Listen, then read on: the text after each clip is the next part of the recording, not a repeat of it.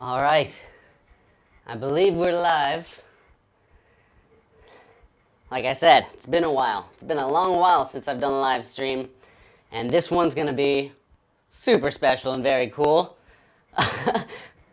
As you can see, my blanket wasn't big enough to hide the Tippy tree for the grand unveiling, because this is definitely the tippiest, or at least the biggest Tippy tree I've ever made. With the standard set, you know. Anyways, welcome. Welcome to the Grand Tipmas Tree unveiling ceremony.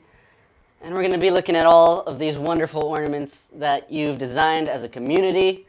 A crazy collection. There's still one finishing right now on the SV06. That's how busy I've been, printing to the wire, trying to get everything, as many ornaments out here as possible.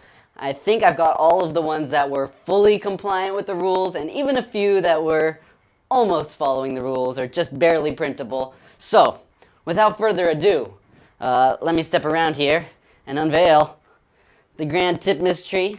This is a bit of a process here. Ooh. The ceremony, you know, first time's a charm. I'm wired up here, so I'm just going to go ahead and swing it over here. Here it is, one and all, the Grand Tipmas Tree. All right. Voila. That's the visual component. Now for the traditional Tippy Tipmas Tree song that I haven't even had time to rehearse. So I'm sure it's going to be amazing. If this thing turns on. Oh, don't tell me it died right now. That is a shame. AA batteries, we can do this. We can do the Tipmas Tree song. This is very important. This is a critical aspect of the ceremony.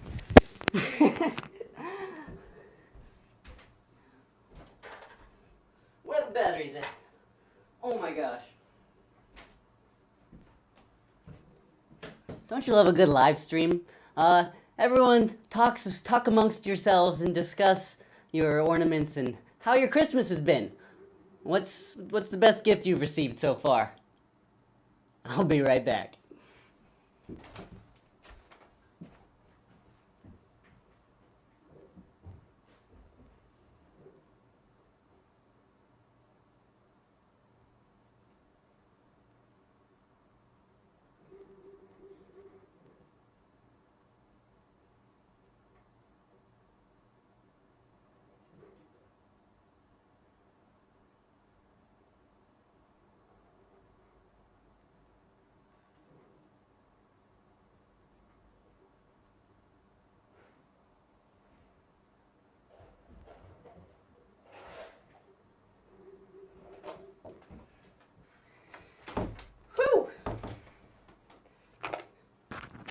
Batteries are always one sprint away. How's the audio, by the way? Oh, it's brokey? Classic.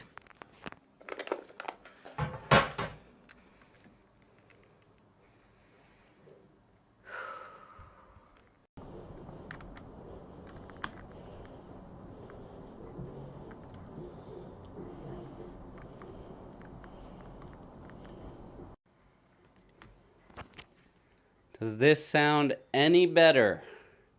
Any better here?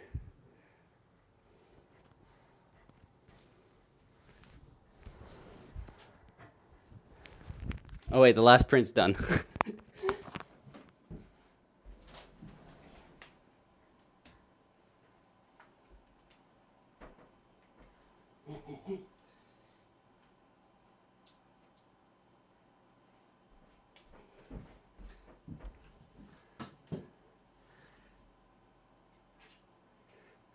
There we go.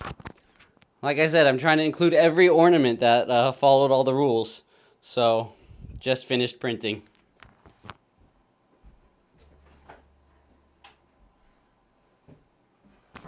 Live streams, am I right? Audio's better, awesome. You're gonna want it for this traditional Tippi Tipmas Tree song. Stupid batteries.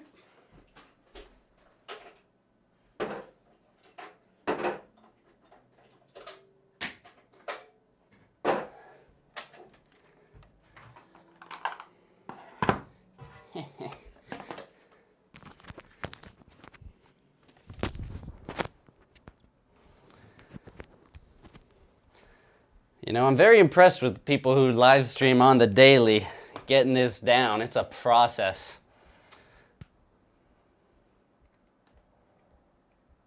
Oh, welcome CNC Kitchen.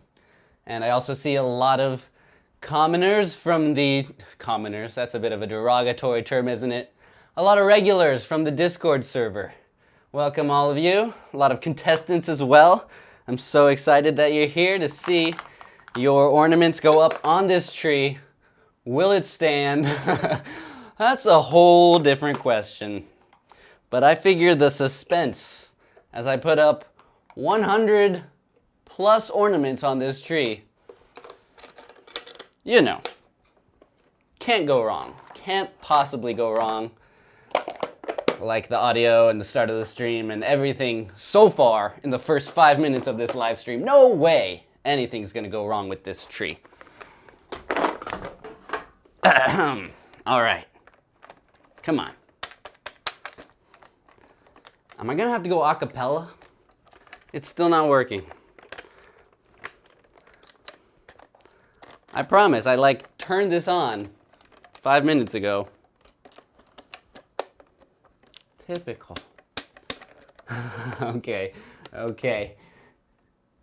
We're not going down like this. I'm gonna get a different keyboard. I'm doing the Tipmas Tree song. Very important. Very, very important. Be back in one more sprint.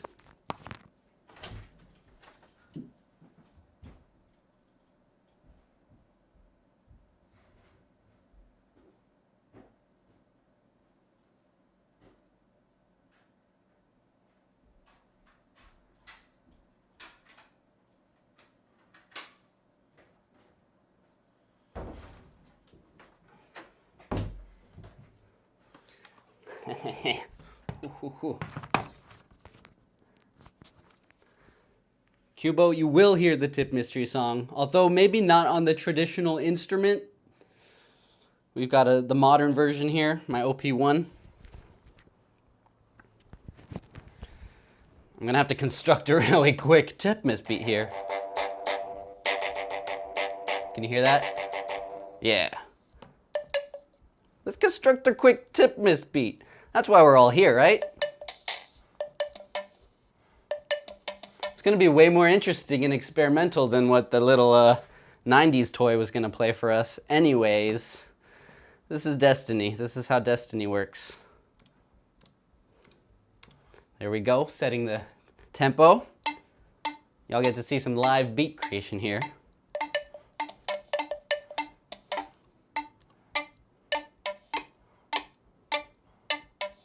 I'm gonna keep it simple.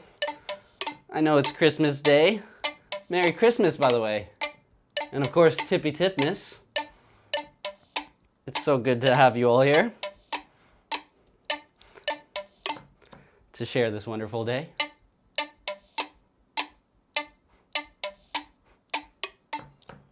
All right.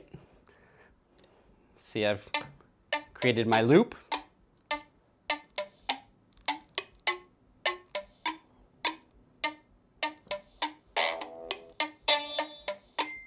I need something nice.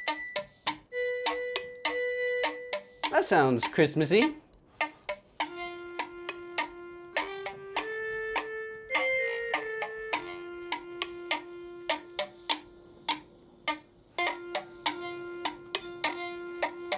This is playing through a terrible speaker, by the way.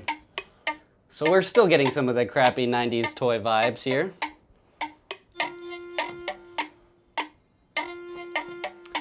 Now to ace the traditional Tippi Tipmas Tree song.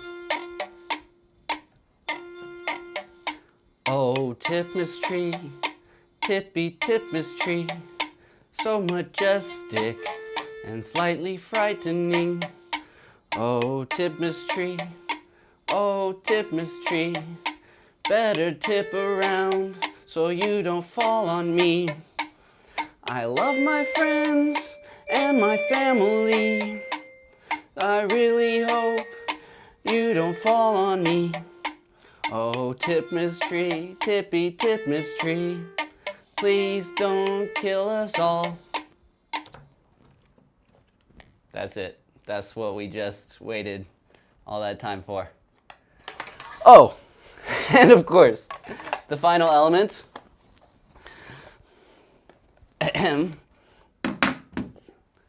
Got to put the star on the tree. See, if there was anyone else here, all of this would be happening at the same time. Song, unveiling, star lifts onto the tree by small baby angels, butt naked. There it is. You can barely see it, but it's there. The Grand Tipmas Tree is unveiled. Of course, we're only getting started. We've got about 100 ornaments here. Let me go ahead and switch to camera B. Okay. I always got to improvise, right? We're going off mount to get a nice top-down view. Look at all these beautiful ornaments. Oh my gosh. Not including mine, only including the ones I've printed from your submissions. We've got 102 ornaments here today. So I'm going to try to go through them with consideration, but also with a bit of swiftness. Like I said, we've all got things to do here today. I mean, not me. This is really the highlight of my day and the highlight of my year, if I'm being honest. What's more exciting than the unveiling of this Tipmas Tree? I've waited all year for this event that I didn't know I was throwing until like 3 weeks ago. All right, welcome. Thanks everyone for the Christmas cheer in the comments. As always, I've been a little hectic here at the start of the stream, but it's going on. We're here, and it's time to start looking at ornaments. Now, I have to give you a little bit of warning to all the contestants here. I like to provide constructive criticism.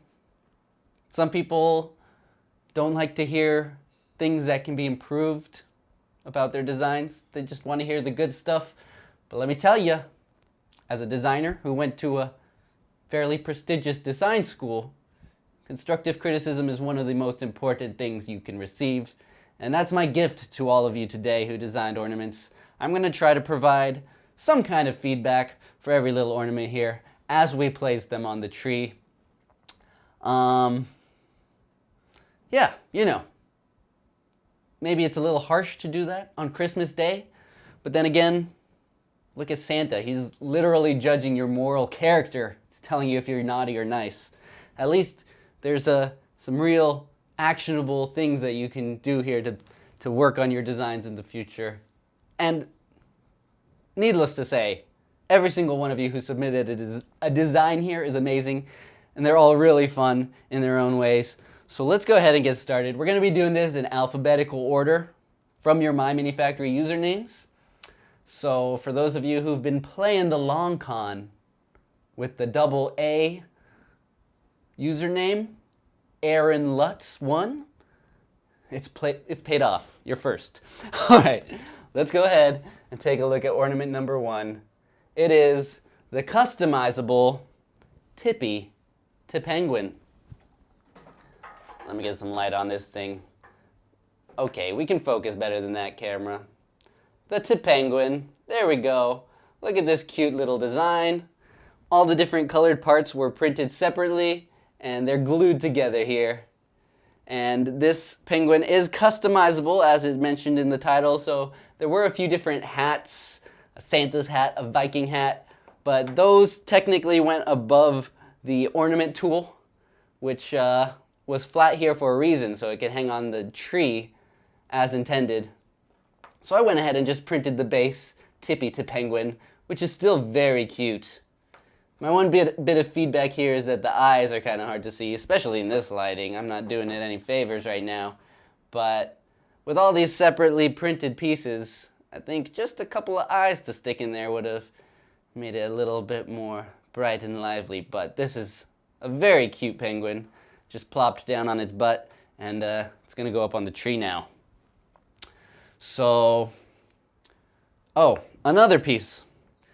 I mentioned in the competition that we want the stems to be oriented in the other direction if you want this penguin to face forward. That said, I do have a few spots on the tree, a few forward-facing spots on the tree, so we can use those for designs like these. And I'm not going to go in any particular order. I'm going to try to keep the weight balanced on this tree. But we're going to start by dropping this cute penguin right in the middle. There we go. One down. All right, we're going to keep on keeping on down the list now. Hold on, let me make sure that I have chat open at the same time, just in case I screw something up like I tend to. But definitely a very cute penguin. Thank you, Aaron Lutz. Next up, Adrian Times with a birdhouse. Here we've got a birdhouse. It's quite simple design. I believe it was a Tinkercad design. And one thing I found interesting was the tilted roof here. When it's sitting on the table, the stem is actually tilted because it's printed upside down. But once it's hanging, I guess the weight will sort of even it out. And once again, the roof is tilted downwards. So that's kind of a fun little design aspect. This is definitely a very simple design, but I can't knock it for simplicity. In fact, the entire game of Tippy Tree is kind of designed around that aspect. So this one's really nice. As with most of these, I did try to follow your color suggestions if you shared photos, but in a lot of them I just made my own decisions based on what I think would have looked really cool. In this one, you know, now that I think about it, I could have done a filament swap on the roof here. That would have been a nice one. That's constructive criticism for myself right there. But, gosh, what's my criticism here? One thing I think would have been fun, maybe put a little 2mm hole underneath this so that you could stick in a little piece of filament, like one of those branches that sticks out for the bird to sit on the birdhouse. Although I'm guessing this is one of those birdhouses where the bird goes inside. A little stick would have been a fun little addition. And there's a few designs today that use raw filament and other things specific to 3D printing that I think is a really fun and creative way to use these ornaments. Also, once again, this has the stem in the orientation where I think it's best placed facing forward. So again, something I mentioned in the video, should have considered it, but very cute birdhouse. We're gonna put this all the way on top because, you know, for those high-flying birds, I gotta be careful how I place these. It's gonna be wobbling throughout this whole thing. Yeah, Mr. One None of Your Business, you asked how I got all these ornaments. None of your business! Just kidding. I did print all of these myself since the competition ended, and I also had to wait for them to get approved through my mini factory in many cases, so I've literally been scrambling. I compliment Santa on his hard work every year, because this is not easy. And also, compliments to the elves, just like all of you wonderful designers who put together these great designs. Okay, we gotta keep moving. Next up, another design by Adrian Times. There was no limit on how many designs an individual designer could submit, but I said I would judge them individually. So here we've got another dark one, so I need to get some light on it. There is our stylized Tippy bat. So this is kind of an abstract bat here, based on this kind of, how many sides does this have? It's got a lot of sides. 1, 2, 3. A little octagon diamond type shape with spheres and points. They're very simple shapes on their own, and they were arranged in a nice way to create this cool abstract bat. And I appreciate that consideration was made onto how it would be hanging on the tree upside down like a bat. by the way, I'm jumping around as always. I listed a few specific things that I'm looking for in these ornaments as I have to judge them. As much as I love them all, there's only 2 people who are going to win prizes at the end of the day. And one of them is a Sovol SV06 3D printer. The other is Sovol 3D's Dual Filament Dryer. They're both pretty awesome prizes, and I know all of these designers are eager to win either of those. So, anyways, a bat. Once again, stem should have been turned. So far, that's the trend with every single one of these. One of the biggest things when you're entering a competition is to really pay attention to the rules, because 90% of people won't. There were far more than 100 designs submitted, but many of them just weren't printable following the rules. Especially with the hole for the stem being face down against the build plate. People made slight modifications to the ornament tool. All that kind of stuff, unfortunately, was not part of the game. You gotta follow the rules, you gotta work within the constraints. And yeah, I really appreciate designs that use the constraints, people who build around that. Not trying to fight what they have to do, but actually using the rules as part of their design and designing something that works well within those rules. That's a big part of design. All right, we're 3 down. I knew this live stream would go a long time. Next up, we've got number 4, 𝐒𝐴𝐻𝐻𝐢𝐬𝐬𝐢. You know, usernames are always hard to pronounce because they're all smushed together. 𝐒𝐴𝐻𝐻𝐢𝐬𝐬𝐢 with Boxmania. Where's Boxmania? Here it is. Boxmania is a wild one. Is this another abstract design? This one's very much just sculptural. All these little rectangular prisms in a type of chandelier, cityscape type pattern. I think it's pretty cool. I printed it in tricolor filament because I thought it would look nice. Really got to work on the lighting here, huh? But hey, yeah, it's a pretty fun design. I think all of these so far are Tinkercad designs, and I'm impressed with anyone who can make something cool in Tinkercad. It's a very basic program, but it's all about how you use it. And in this case, they made a bunch of boxes. It's pretty fun. A bit large. It's definitely, I think, hitting the maximum sizes on the width. And I mentioned that I'd prefer to see ones that are closer to the original berry size. So pushing the boundaries, it's within the rules, but this design, for example, I think it could have worked just as well if it was a little bit smaller. And it would have also been cool maybe to have a bit more variation in the heights so that the boxes in the center hang down lower versus the ones on the side. Since you have to consider how this is hanging from the tree. You're looking at it from the side versus from the bottom. And I think this one looks a little bit cooler from the bottom. Anyways, this is the first one that we can hang on the side of the tree. And since it's pretty heavy, I'm going to keep it right near the bottom center. There we go. Locks in nice and nice. To help the camera focus, move the ornaments out of the shot. Oh, move other ornaments out of the shot. Yeah, I should work on focus here. Maybe something like that. All right. We've got 2 more designs by 𝐒𝐴𝐻𝐻𝐢𝐬𝐬, as a matter of fact. Same designer. So I'll pull them both up. We've got a flexi octopus here. Anyone who's well-versed in the 3D printing space knows these flexi designs. They're very fun. And for the Tippy tree, it's kind of appropriate to have something dangly like this octopus. I also like that, well, I guess octopuses don't have spouts. Maybe I should have made the stem black, like ink. But ink also doesn't shoot out of the top of their head, does it? So, forget I said that. Once again, would have been nice for the ornament to be rotated so that smiley face is facing forwards. I think this one, we're running out of space on the front. And there's other ones that definitely need to face forward, so we'll let this octopus gaze lovingly outward, as octopi do. Put this one right here on the other side to keep things balanced. Yeah, articulation is a fun idea. Definitely a good thing to play with.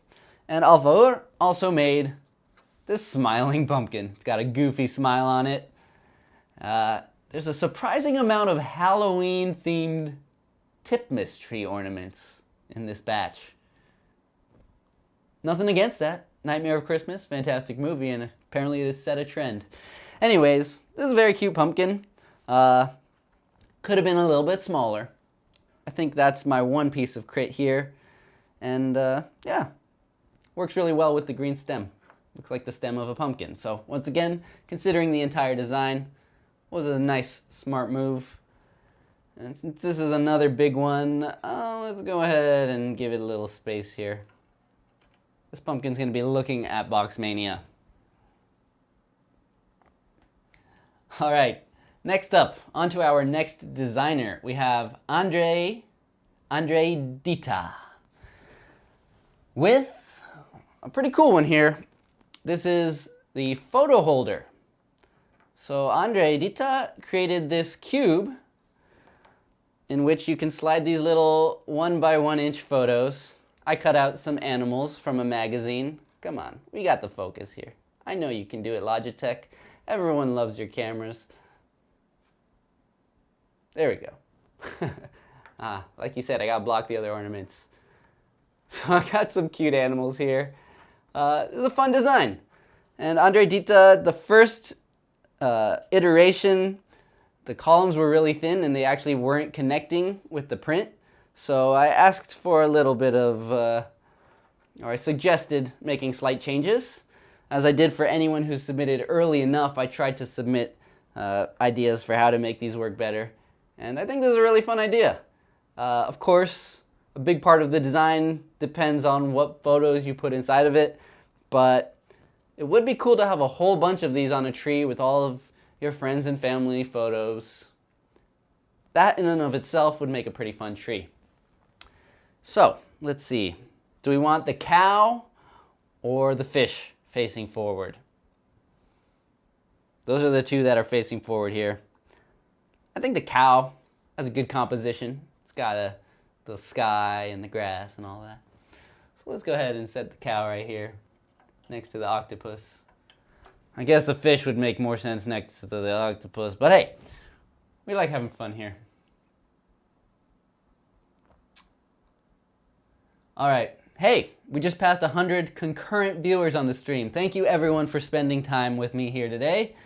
Super exciting. We've got another design by Andre Dita.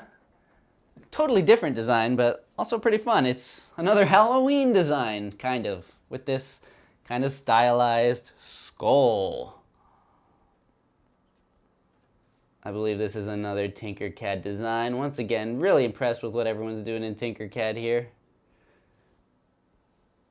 Come on, camera.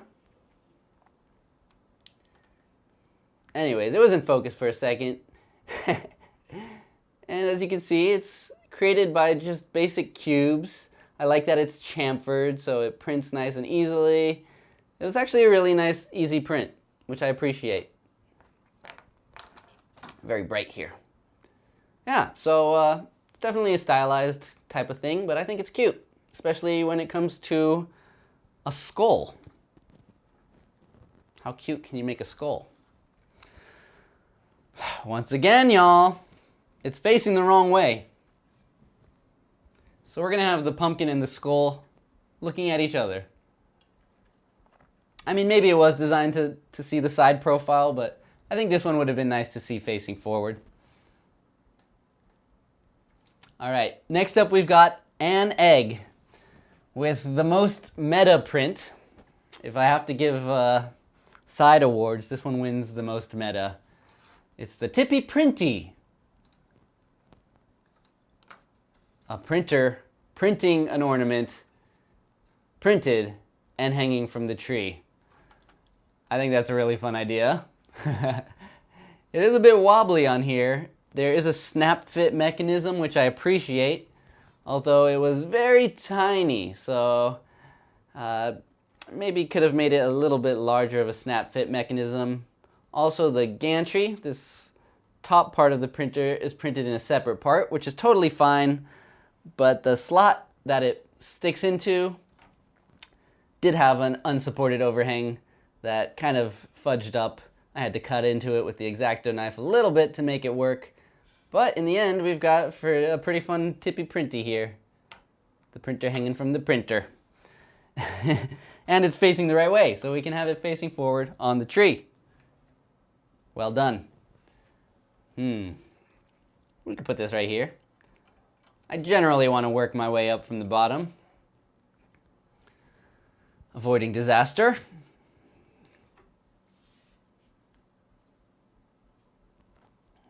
All right, I Can Barely says Tippy Printy is their favorite. So we've already got some favorites coming up.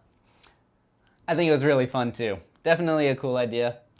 I love all the designs that incorporate 3D printing in some way, because pretty much anyone who's watching this has some interest in 3D printing. Most of us have 3D printers. One of you will have an extra 3D printer mailing your way by the end of this competition. So, tying things together, let's keep going. Next up is Anthony L. Anthony L designed the Tippy tree light. A good old-fashioned Christmas light. And I gotta say, I was pretty impressed with this design. It's very much fitting the actual look of one of these old school tree lights. For those young folks out there, there was a time before LEDs, and this is pretty much how the Christmas lights looked. There's a little hook here to hang from the wire, a little incandescent bulb. I gotta say, for such a simple little object, this did strike a little nostalgia in me. I really appreciate that. It's really fun. And, you know, I got to use this nice translucent filament to get a light bulby look. Reflects the light. Props to me there, you know, for using a good combination of filaments. I really like using the matte Polyterra filament here with the shiny filament like this one. It's fun to combine filaments, so that's something I like about designs that let you swap filament, or even like this one. This one was designed in 2 parts. And Anthony was one of the few people who, or actually the only person who did this with their design, which was to have this part have a little stem on the end. So they actually used the ornament tool to make connectors for both of these parts, and they all stick together in the same fashion with that little stem tool.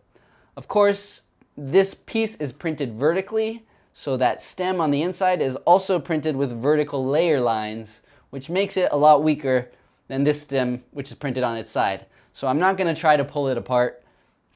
But then again, when would you really pull it apart unless you're trying to recycle it and then you're tearing it apart anyways?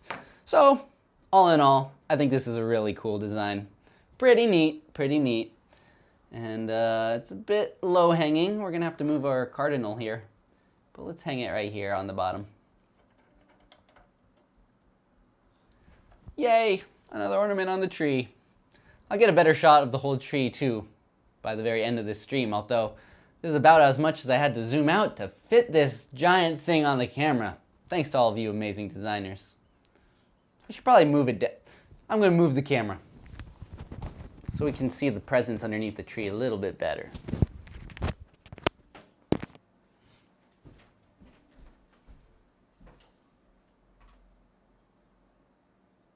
There we go. That's better. Sorry, I'm a perfectionist. I mean, relatively perfectionist. There's a lot of imperfect things about this live stream today. But hey, there you go. All right, let's move on. Our next designer is Anti-Headshot. Ooh, I gotta be careful with the tree here. We're not gonna knock it over today, right? Anti-Headshot designed 2 ornaments, and they follow the theme of Tippy tree fruits and berries. So we've got a Tippy banana here. Tippy banana. I don't think there's much explanation needed. Bananas. Okay, yeah, you know bananas. And then we've got this tipsy cherry design.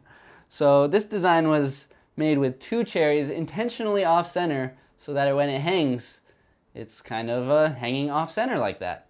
So I think that was kind of a fun thing to consider. I like the experimentation, playing around with ideas and thinking about how it's going to be hanging on the tree, literally involving gravity in their design. The top of the banana here does seem cut off kind of abruptly.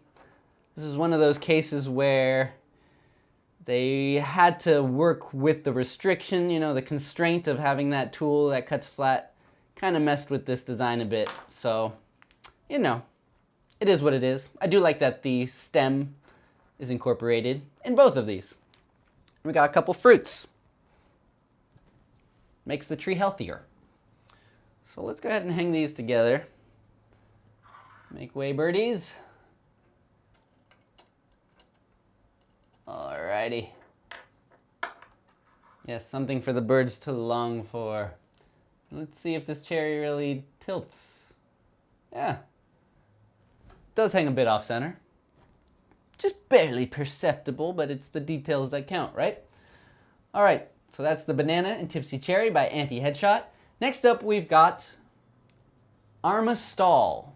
Armus Tall? Tall? Are you tall, Armus? Or are you a stall? Or is it Armist All? Once again, my gripe with usernames. Armistall, here's their first design. This one's really cool.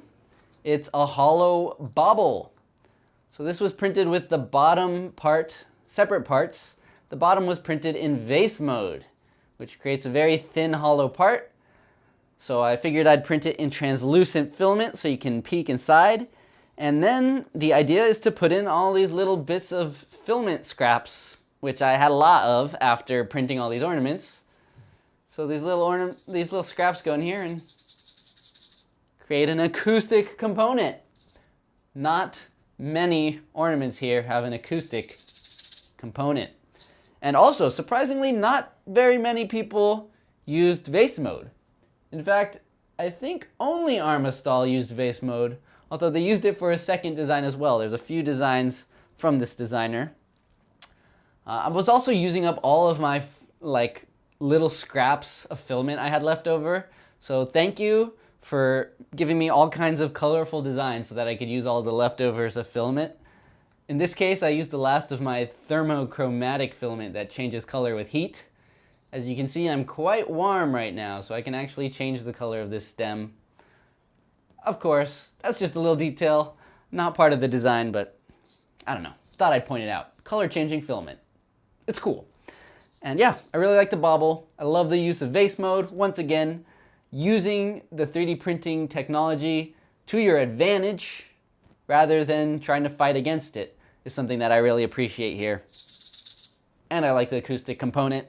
My not newborn, but my very young niece, almost turning 1, she's a fan of stuff like this, so anything that she's a fan of, I'm a fan of. There's the bauble. Up it goes. Oh yeah, and the spiral design is also pretty cool. All right, the next design from Armistall is a snow globe. This was a pretty involved design here. I had to cut up an old plastic bottle, and they included a template to cut it out to the correct size. And there's some very thin slots on the top and bottom that snap this into place. And they did suggest making it watertight, filling it with water, and making an actual snow globe. But I'll be honest, that seems darn near impossible. That would be very difficult to do. Not impossible, but definitely difficult. And considering the time constraints I had here, I wasn't able to do that. Nevertheless, I still think it's a really fun idea. Even without having anything inside of it, it looks pretty cool. And it's a fun project. A bit challenging to get the size just right. I had to use my extreme precision skills to cut this out perfectly. But I managed, and it's really cool. So there's the snow globe. Two very creative designs by Armistall, and their third is no exception. It's a Tippy present. And this was the one other design that I mentioned that was printed with the bottom in vase mode, so you can actually house a gift inside. In this case, I threw in one of my little tiny Tippy birds. Very cool. I did have to put tape all the way around here because the vase mode wasn't quite a tight fit.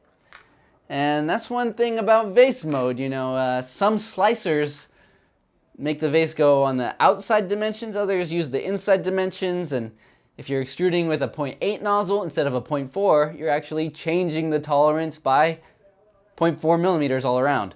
So with the bauble, I did end up gluing that one in place. That one was a tighter fit, but I still glued it just because, you know, I don't want all these little filament scraps to fall all over the place. In this case, I just used a bit of tape to make it a bit of a firm fit. And there we've got a Tippy present. Once again, it's a bit large, so we're gonna have to squeeze it in here. I'm scared to put that one on the edge so far here, so we're gonna put this one near the middle again. There we go, come on. Uh-oh. It's too big to rotate.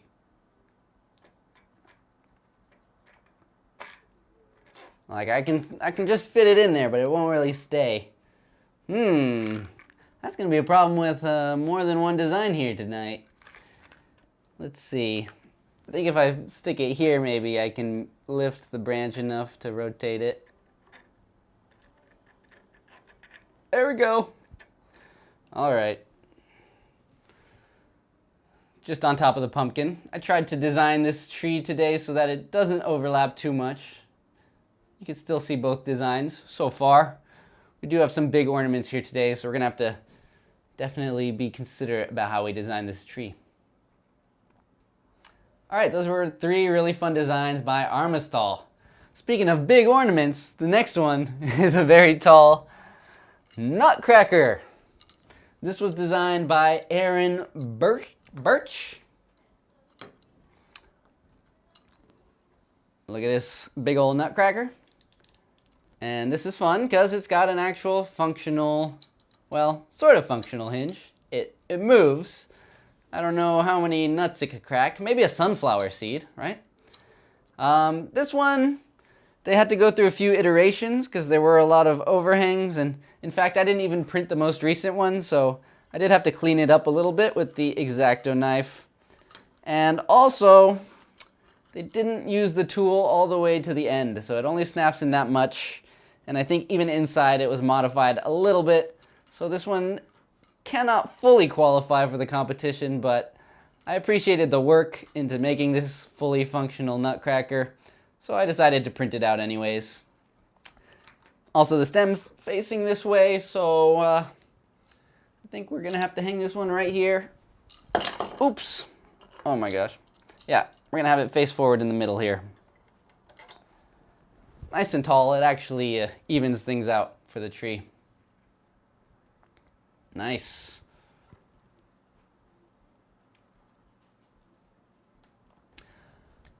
All right.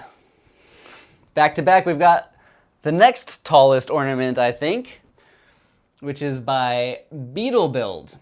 It's this very fun gingerbread ornament.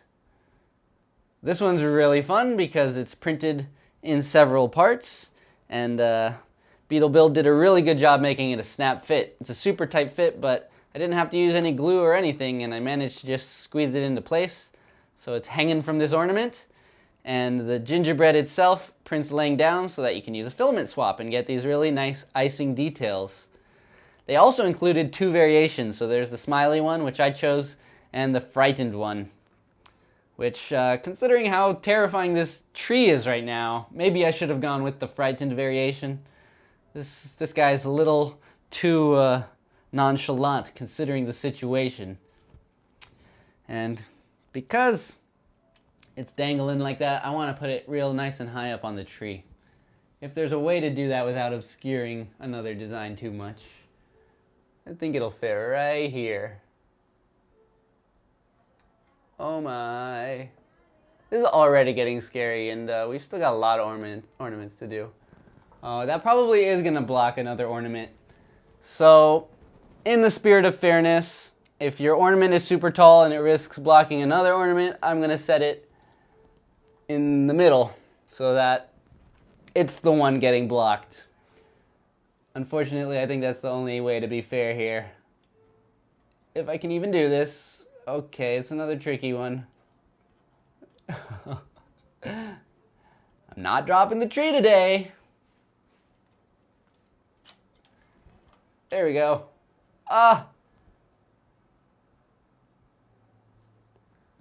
So yeah, Gingerbread dude, he's hiding behind the branches, but you can see his little smile peeking out. He's still there. And I used a tricolor filament on the ornament too, which was really cool for that one. Yeah, really fun design. I really like how it swings on the tree. It's kind of an animated ornament. The whole theme of it, gingerbread dude hanging from a tree, swinging around, makes sense. It works well with the constraints of the competition. So, great job, Beetle Build.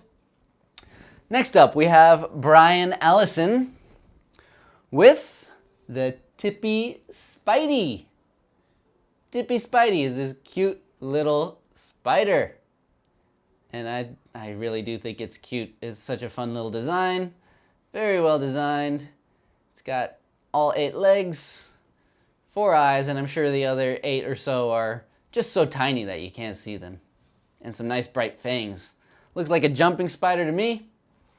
And yeah, Brian was very considerate. They actually included some brims for the legs in the design since they have a very small surface area, so they made it easier to print, which I appreciate, and it was an easy print.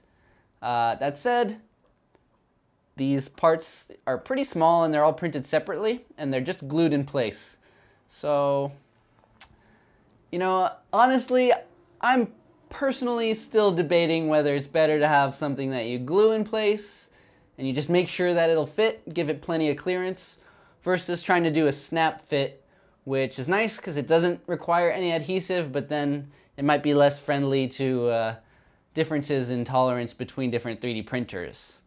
One thing I'll talk about more throughout the stream is that I really appreciate that design should be made to print on as many 3D printers as possible. That should be the goal of pretty much any 3D print designer. I know a lot of people like torture tests here because they're all about fine-tuning their printer as much as possible, but in reality, we want to reduce waste. We want people to get successful prints, so making something easy to print is, in my book, a really big advantage. And this was a really fun, cute design that was very easy to print, so I appreciate that. Tippy Spidey is going to go right here at the edge. Thankfully, we have a few designs that are nice and small and light so that they can hang on the end of this very long Tippy tree branch. Oh boy. Next up, we've got a design by Caden Springer. This is called the Cocoon Lamp. And look at that. It's got a crazy shimmer to it. This moire effect that happens when you have a bunch of very thin parallel lines overlapping. I actually didn't notice that until now, looking at it in camera. It's a really nice shimmer. So Caden designed this lamp with the idea that you would embed a battery and LED inside, so it would actually light up. There were two designs submitted to the competition involving LEDs, but they're both done in a way that's kind of challenging. You have to manipulate the stem of the LED onto the battery, maybe use a little tape to insulate it. So I didn't consider it worth the effort, and let's be honest with me, likely failure of attempting to get these to light up.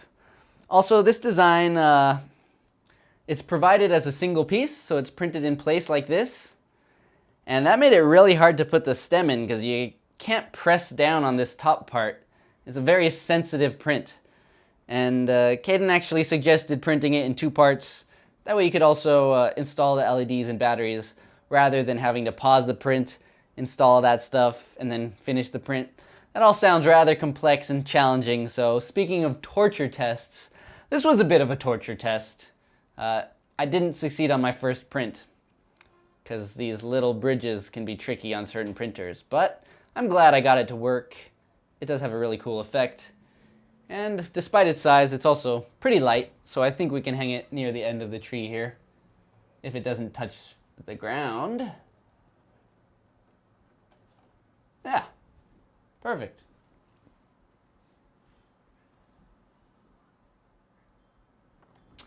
Yeah, Shadow World, the strategy for printing that is just that it uses bridges. So bridging is basically when there is a gap, but since the printer is just going straight from one point A to point B, it can actually just pull the filament over that air gap. So there are some other designs that have circles that are unsupported, and those are technically disqualified in my opinion because they won't print very cleanly, but something like that with a bridge can print nice and clean, and it's one of those cool tricks that are fun to do specifically with FDM 3D printers, filament printers like the ones we're using for this competition. All right, let's move on. Next up we've got Candy Hog. Oops, wrong one. Candy Hog designed the Twist Berry. So you might notice that seam there, and that's because this Twist Berry offers a surprise. It twists. Less surprising given the name, I suppose, but this design is threaded, and it has a little tiny compartment inside that you can hide a note. Maybe you can make a game of Truth or Dare Tippy tree with some stuff hidden in there, or you can make an advent calendar, put a little piece of chocolate in there or something. That'd be fun. Same with the Tippy present we saw earlier. But yeah, this was a pretty neat little idea to make a compartment inside. I appreciate the element of surprise. Twistberry. My bit of constructive criticism here is that the thread, the positive and negative threads, are both the exact same height, and because my bridging wasn't the cleanest on this print, it did sag a little bit, and that's why this doesn't screw all the way closed, because that sag is preventing me from tightening it all the way. And yeah, along the lines of what I was mentioning with designing with all printers in mind, you should expect that some people have printers that can't do bridges as cleanly. In this case, I was using really old filament, but my suggestion there is with threading like this is to make the positive end of the thread a little bit shorter. That way, even when it's all the way tightened, there's still a little bit of a gap, and it'll close all the way. But still, pretty good. Closes almost all the way. And maybe that's actually better because it indicates that something's going on there, so people might figure out that they gotta unscrew it. Twistberry. Let's stick that right on the end here. Tree's still standing. Awesome. Yeah, Vivilaine, I agree. Threads in designs are really cool. When it comes to printing things in multiple parts that stick together, it's one of my favorite ways to design a multi-part print, because it relies less on the exact same tolerances between every printer. Although, as we'll see in a few designs, you do want to design the threads, again, with consideration for different clearances and tolerances between different printers. But for now, we're going to go ahead and look at some designs by Casey Van. Casey Van designed two berries here. And interestingly, like our last contestant who designed two fruits, we got two fruits. We got a blueberry and a strawberry. Of course, submitted separately. As I said, they're judged separately, but yeah. Considering that the original Tippy tree comes with some berries, it only makes sense to design a few more berries in the berry family.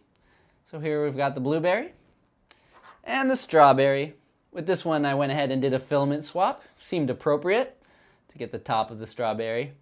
And you know, it's a bit stylized. The flat top here you wouldn't find amongst most strawberries, and even the ridges here are a little bit different from an actual strawberry, but that's fun. It's kind of cartoony. And actually, I prefer this rounded bit compared to the very pointed bits on these blueberries. This actually ends up being kind of sharp, a little bit hazardous. So while it's maybe more accurate to the actual fruit, I definitely would have rounded these just a tiny bit. But you know, I'm an adult. I can handle it. And I like the theme, fruits. So let's go ahead and keep them together. I was going to put one on each end to finish the bottom row, but I feel like it's appropriate that these two are hanging together. So let's reach through here. Oh my gosh. See, I gotta either do it from the front or the back, and either way, it's a big tree. Luckily, I am nice and lanky. So there's our blueberry, and there's our strawberry. Phew!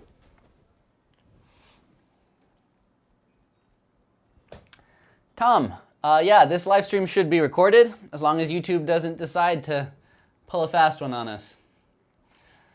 All right, Cooper. Cooper is our next designer with 2 designs, and these are very left field, I would say. The last ones were berries, based on other berries I printed. These, I don't think I could have predicted, and I don't know if any of you predicted it, so originality points for these ones. First up, we've got the Tippy Charger. Cooper might have been just looking around the room and seeing what lays there.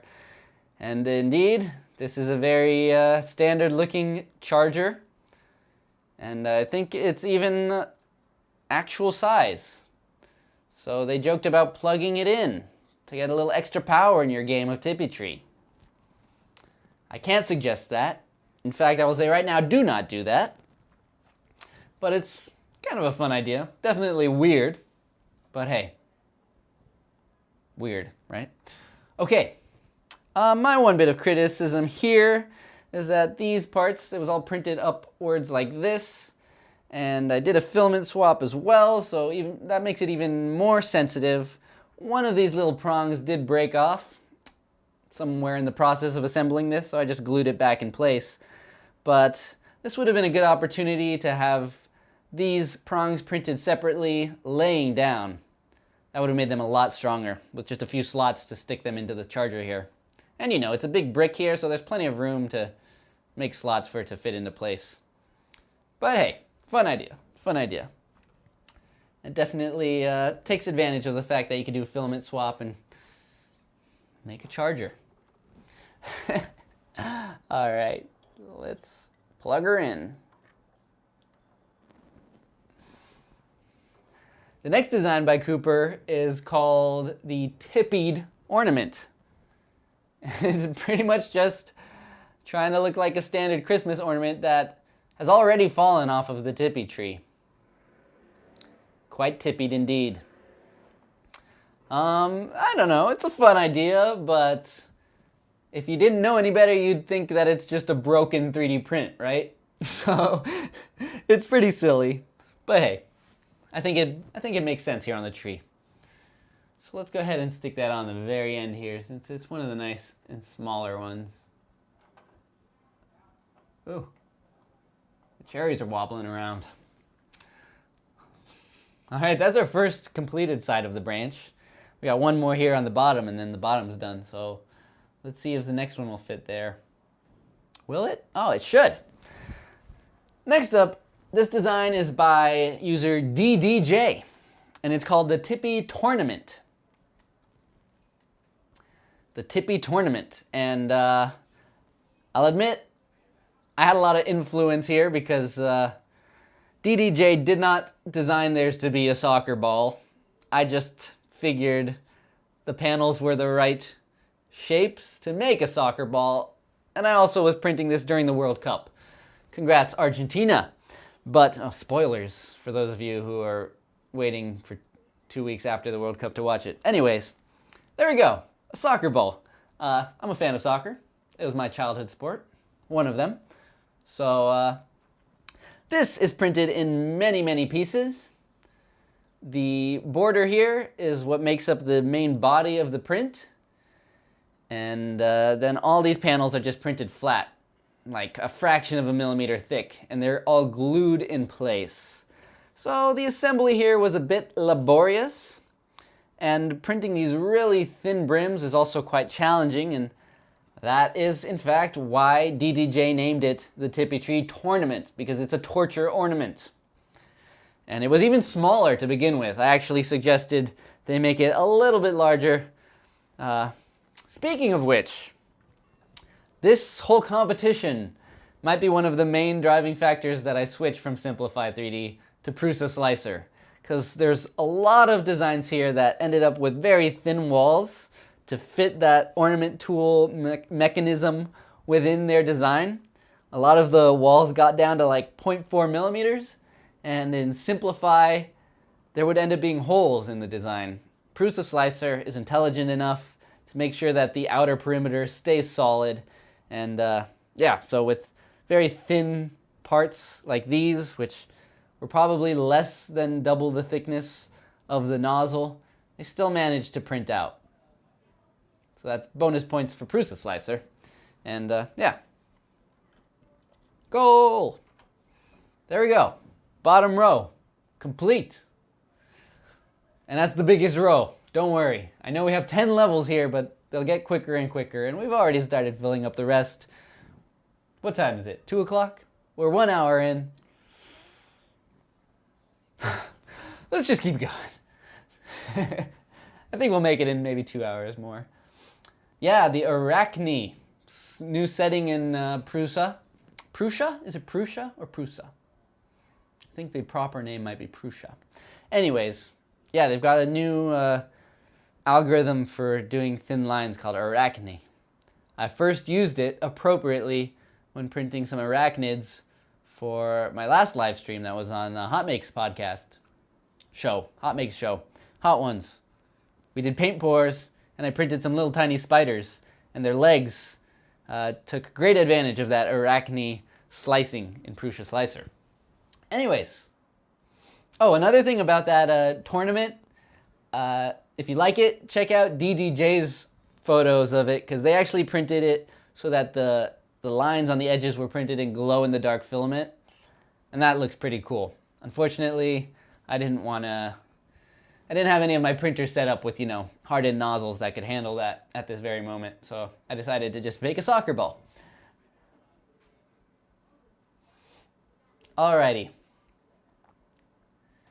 Next up, we've got Dude Man 2021. And they printed a dragon egg. Dragon egg. I am ashamed to admit I still haven't watched a Game of Thrones, but I have a feeling this is kind of based on the Game of Thrones dragon egg. I vaguely remember it being something spiky like this.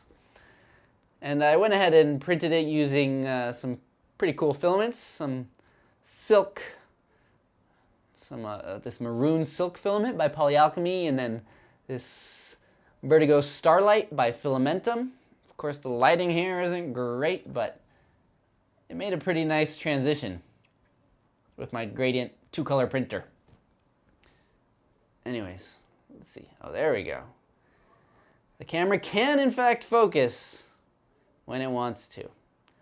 So yeah, pretty simple, straightforward design. Simple, but not simple, these spikes and having them follow the contour of the egg. It's not that easy to design. And I'd say it's pretty effective, especially with a shiny filament like this. It kind of dances as you spin it around. Dragon egg. Hopefully it doesn't hatch on the tree. Might cause a disturbance. We're going to drop that right here.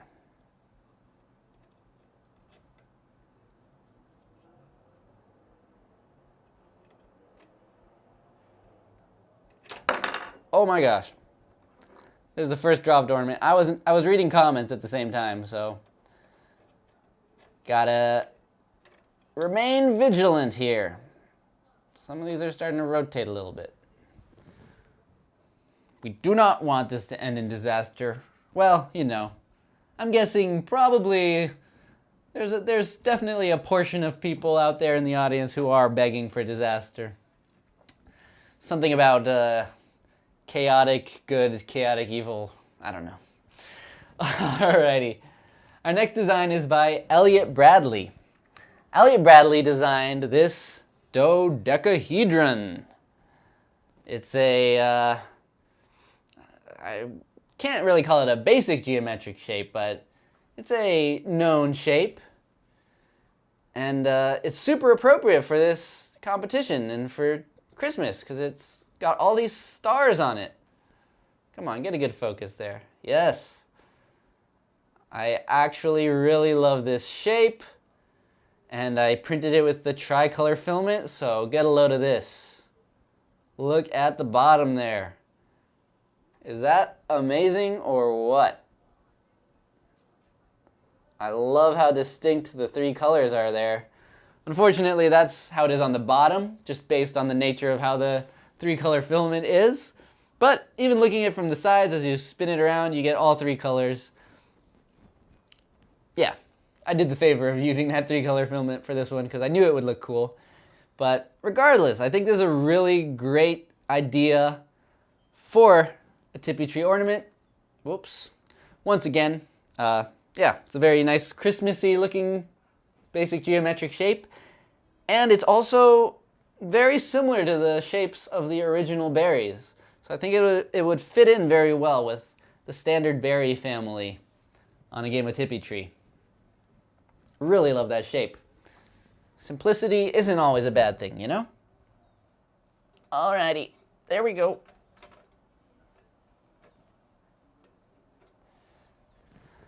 Another one on the tree. Maybe I should have put that one near the edge.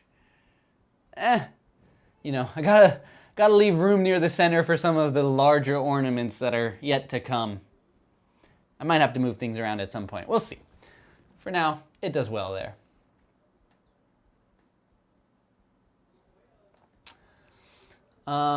Moray asked me what printers I'm using mainly. For this competition, I used a handful. I've been cutting down a lot on the printers I still own, but considering that I'm giving away a Sovol SV06 for this competition, that was maybe the primary printer I used here, along with Sovol's SV01 Pro and even the original SV01. Those were really the main three printers I used here. I also was using the Ender 7, Creality Ender 7, although I used that mostly for printing a lot of the leaves, because I had to print more leaves. And speaking of which, if you love this whole selection of greens as much as I do, I'd say about 60-70% of them are different Matter Hackers filaments. They have a great selection of greens. So I just asked them to give me all their greens so I can make a really cool tree with texture and color. What else? Oh yeah, near the end of the competition, I busted out the original Snapmaker printer as well, because that one's pretty reliable for me. And yeah, I had to get all trains rolling to make a bunch of ornaments in time. All right, let's move on.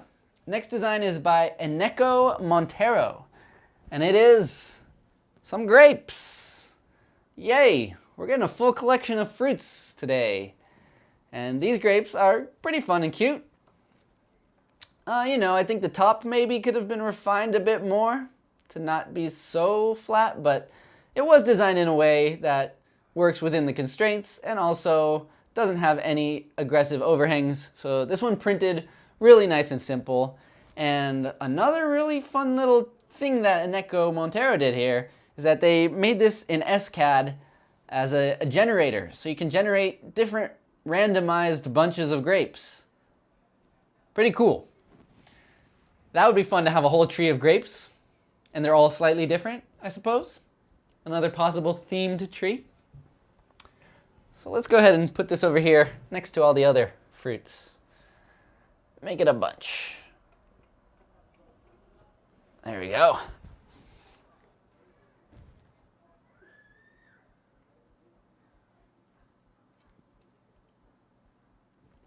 All right, next up, we actually have another design by 𝐒𝐒𝐿 Montero.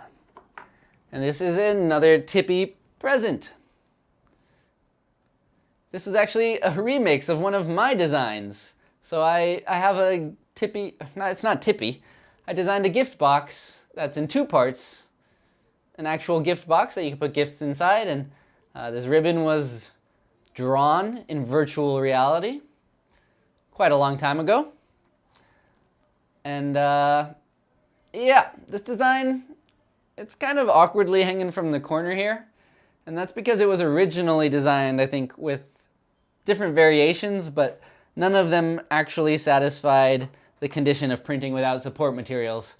So I let them know that, and they made a few variations that can print without supports.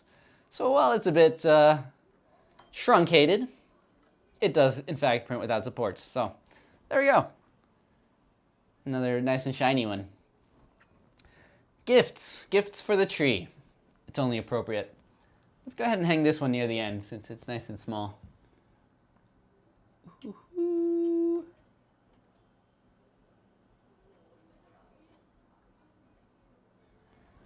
Gotta love the whole tree bouncing every time I put an ornament on it. I'm impressed. I'm impressed it's doing well. Rainer, how does the color changing effect work? So there's a few two mainly different things that I did here. I can actually show you with my own ornaments that I used to demonstrate and announce this competition. So this one was printed with a dual color filament. And hopefully you know a bit about 3D printing in general. Filament gets fed into the printer, squeezed out like toothpaste. And just like there's some toothpastes with multiple colors, there's been recent innovations in filament that also allow filament to be made with half of the spool being one color and half being another color. Or not even half the spool, but literally the stick of filament is split right down the middle with two different colors. So when it goes through the printer, it lays down those two colors. And as long as the spool isn't spinning around, it tends to keep one color on one side and another color on the other side. And that's why it's kind of a gradient as you twist it around. That's my attempt at explaining it. It is pretty mind-blowing. So that's using a dual color filament, or I've been showing off the tricolor filament as well on some of these ornaments. But I also use my G-Tech A20M to get back to the question of which printers I used. For some of my custom gradients, I use that dual color printer, and there's a few different types of dual color printers, but this one specifically feeds two filaments into one nozzle, and it basically creates that same effect where you have one color on one side and another color on the other side, and you can also create a gradient from top to bottom, so you can get all kinds of cool fading colors with that. It's really fun to see what happens when you mix two completely different filaments together. I've been experimenting a lot through these ornaments with like taking a silk filament and blending that with a matte filament, or like a transparent filament with a little bit of a colored filament mixed in. You can get some real cool stuff. I do need to make a video. I don't know if I've had a video really dedicated to that whole technique so much. Anyways, on to ornament number 30. This is by 𝐒𝐡𝐨𝐩𝐻𝐬𝐿. 𝐒𝐒𝐡𝐨𝐻𝐬𝐿 or 𝐒𝐒𝐡𝐨𝐹. The world may never know, unless they're in the comments. 𝐒𝐡𝐨𝐻𝐬𝐿 created this very interesting ornament. It's simply called Nochebuena. So it's a Spanish speaker, I'm assuming. I don't know if this is representing some kind of traditional Spanish ornament or something. I know this is meant to be a flower, and it also spins around, which is just a fun little thing. This was printed in several parts and glued together. There's a little bud in the middle, and then these leaves or flowers. I kind of made it represent a poinsettia with the red leaves. And yeah, it's kind of a fun fidget ornament. I don't even know if these were actually meant to spin around, but they just happened to spin, so I went with it. Yeah, I'd love to know if anyone can actually identify what this object is, or if it's just a fun ornament. Yeah, Nochebuena.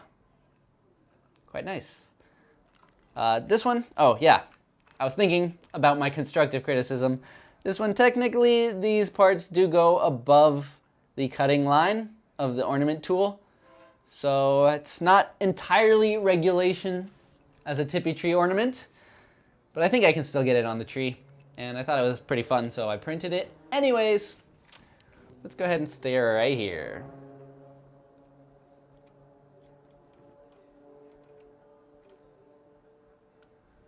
Oh, no way.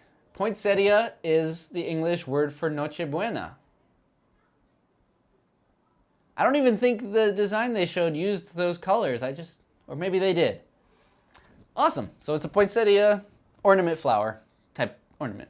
Cool. Thank you, Juan. All right, Gab's Care designed another ornament. Same designer. And this is a paper ornament. Based on those, unfolding paper ornaments. I guess I kind of strayed from that by using this translucent green. It made it a little more psychedelic, but well, let's see if we can get this in focus, because there's a lot of tiny details here. It's really messing with the white balance, this crazy neon color. But yeah, this thing really glows in real life. This is printed with a PETG type filament. And yeah, this is one of those that really benefited from Prusa's arachne slicing, because there were some very thin components there, and that would actually be my one bit of constructive criticism, would maybe be to make it slightly thicker. A lot of people went down to like 0.4 millimeters, which you can do with modern slicers. They can go down to a single line of filament, but generally I think it's still good to have it be able to do 2 walls for the thinnest details. And really, down, like with the human eye, you would barely notice that difference. So it's kind of worth adding that little bit of extra thickness just for printability.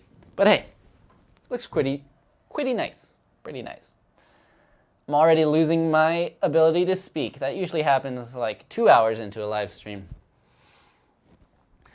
All right. I also ended up a little congested this morning, so hopefully the Dayquil doesn't wear off. Next ornament is by Golden Sloth. And this one was simply called Phil. It's just Phil. Don't you know Phil? This little Phil. It's pretty cute. To me, it looks like a ghost, but I don't know if it's meant to be a ghost. It's just Phil. Phil is not smiling, not frowning. Phil is just Phil. So let's go ahead and fill out the Christmas tree with Phil. One thing that I'm impressed with is they managed to fit the ornament tool inside of this rather small ornament. This is definitely among the smaller ones. So that's nice and perfect for the edge of the Tippy tree.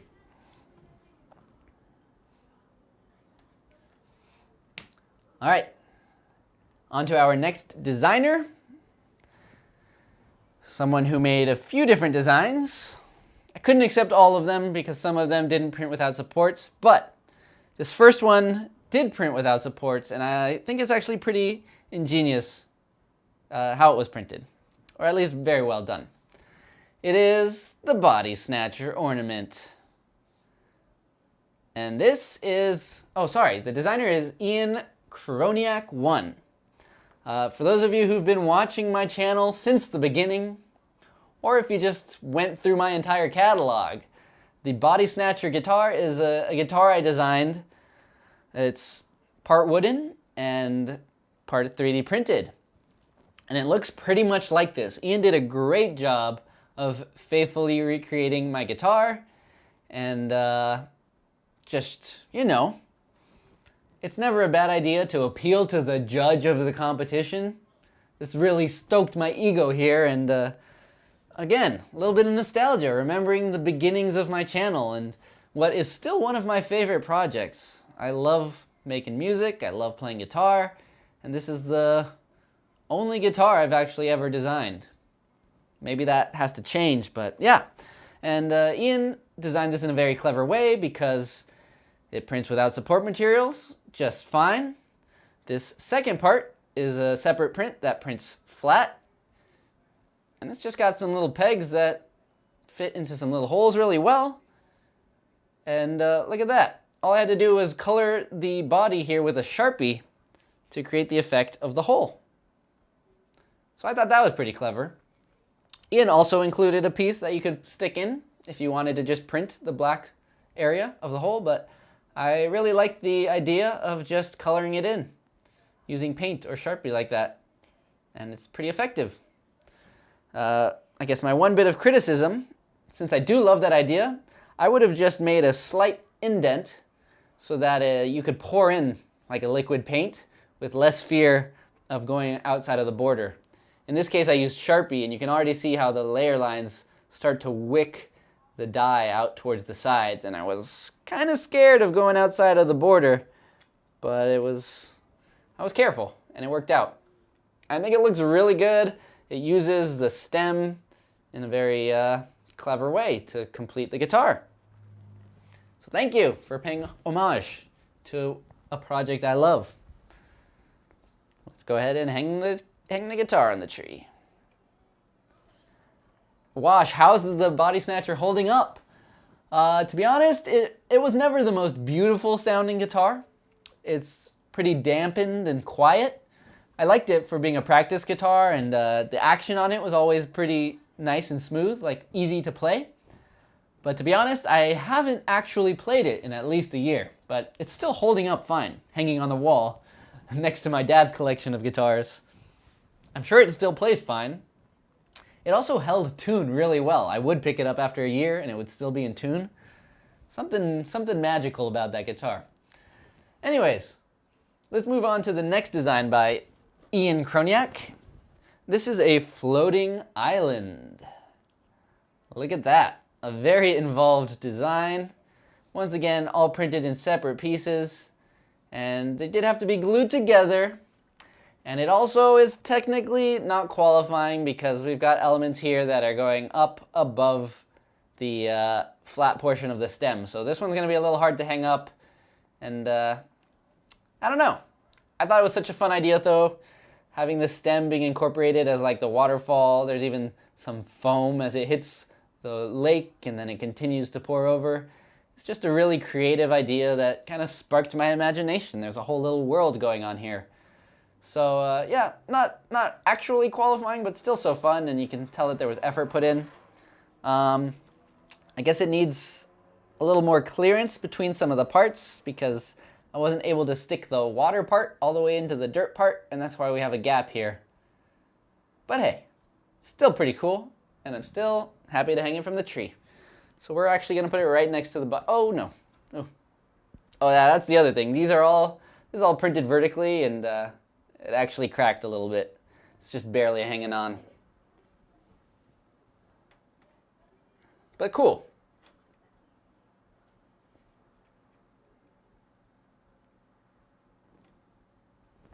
All right. Oops, sorry. I'm kind of fidgety switching between cameras. I hope that doesn't give anyone a headache. Next up, the final design I have from 𝐒𝐡𝐸𝐻𝐿. And it's a Christmas stocking. Very much on brand, simple, graphic, looks great. And this one was also printed, or designed to be printed in several parts, and but done so in a nice way where, you know, there's pockets so that it's not just that you're butting the red against the white, but they actually slide together. I don't know how well you can see that. So I still had to glue it, but it slides together in a way that makes it very easy to align everything and harder to mess things up. This buckle detail going onto the belt, it was a bit small and tiny, a bit finicky, but I cannot deny that it is a fine looking stocking, and it's gonna look great on the tree. So let's hang it up. I'm just gonna put it above Ian's other designs here. Right there, should do.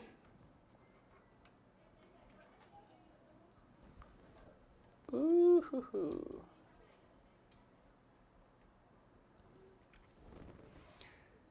Here we go. Let's see, where are we next? Going through the eyes, alphabetically again, for those of you who are joining late. So if your name is your My Mini Factory username comes after I, you are still in time to catch your ornament going up, if it did in fact qualify. All right, so next up we've got Indigo 𝐒𝐡𝐻𝐻. Indigo 𝐒𝐡𝐻𝐻 made the Tippy tree.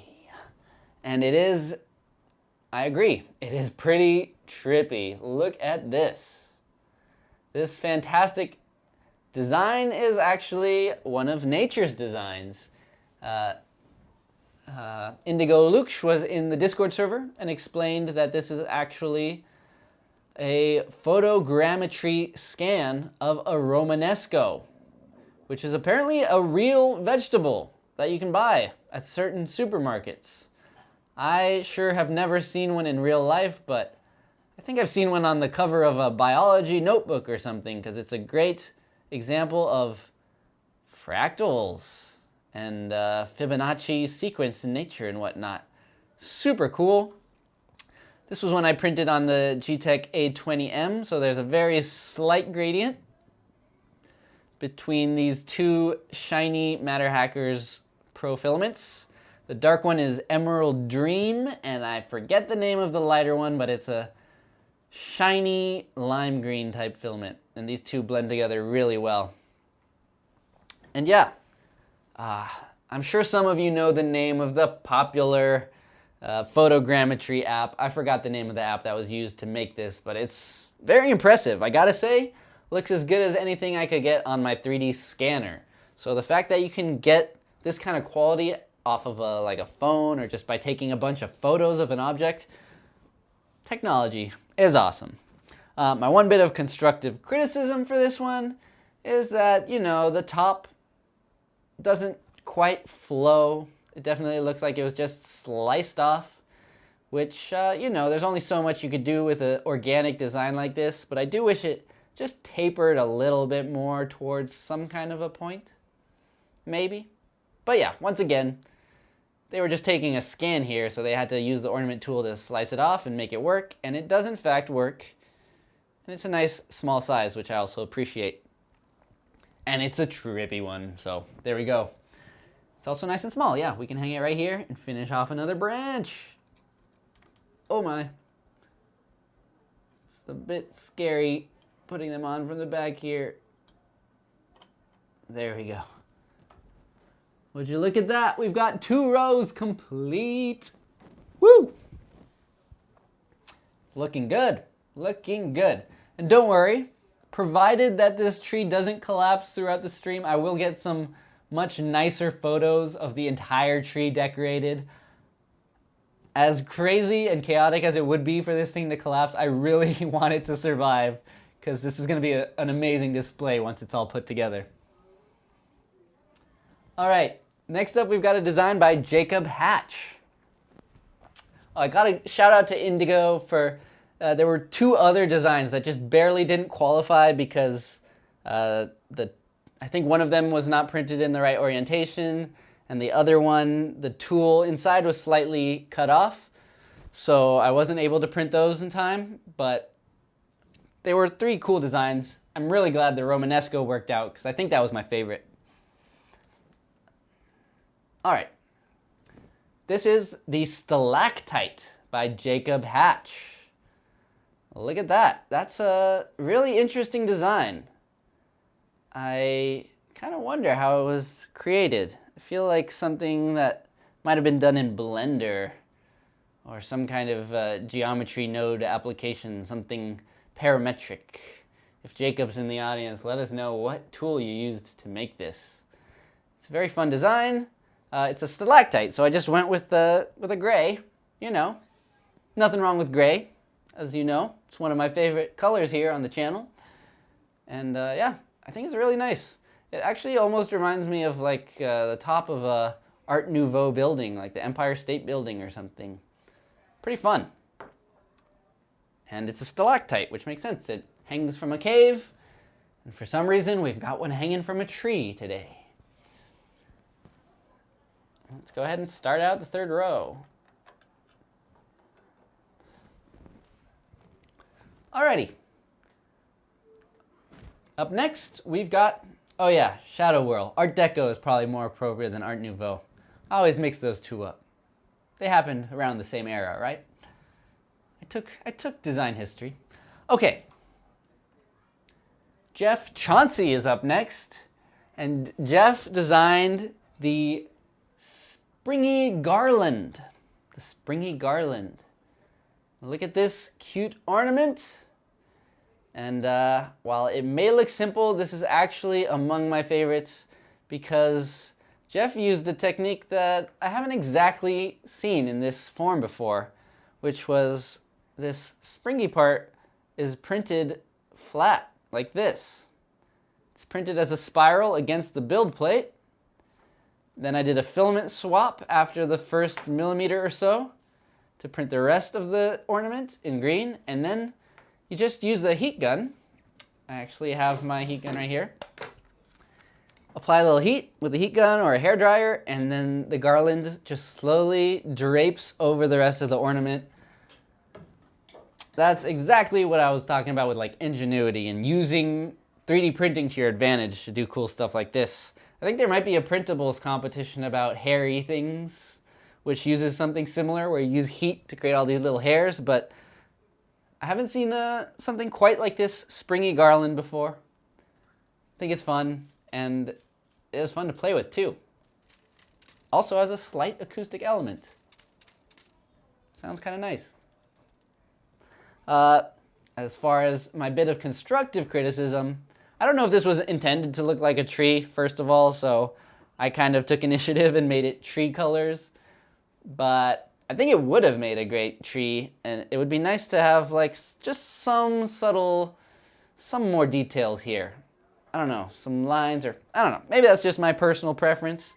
I think there's an opportunity to add a little more detail that really highlights the fact that this is a separate part, so that there would be some floating. Because this almost looks like it could have been printed with a 2-color printer, with that spiral just being printed on, but if there were some voids or something there, it would look even more impressive. But what really impresses me here is the technique, and I did use a dual filament there, so you can see it kind of changes colors. I don't know, I think it's really cool.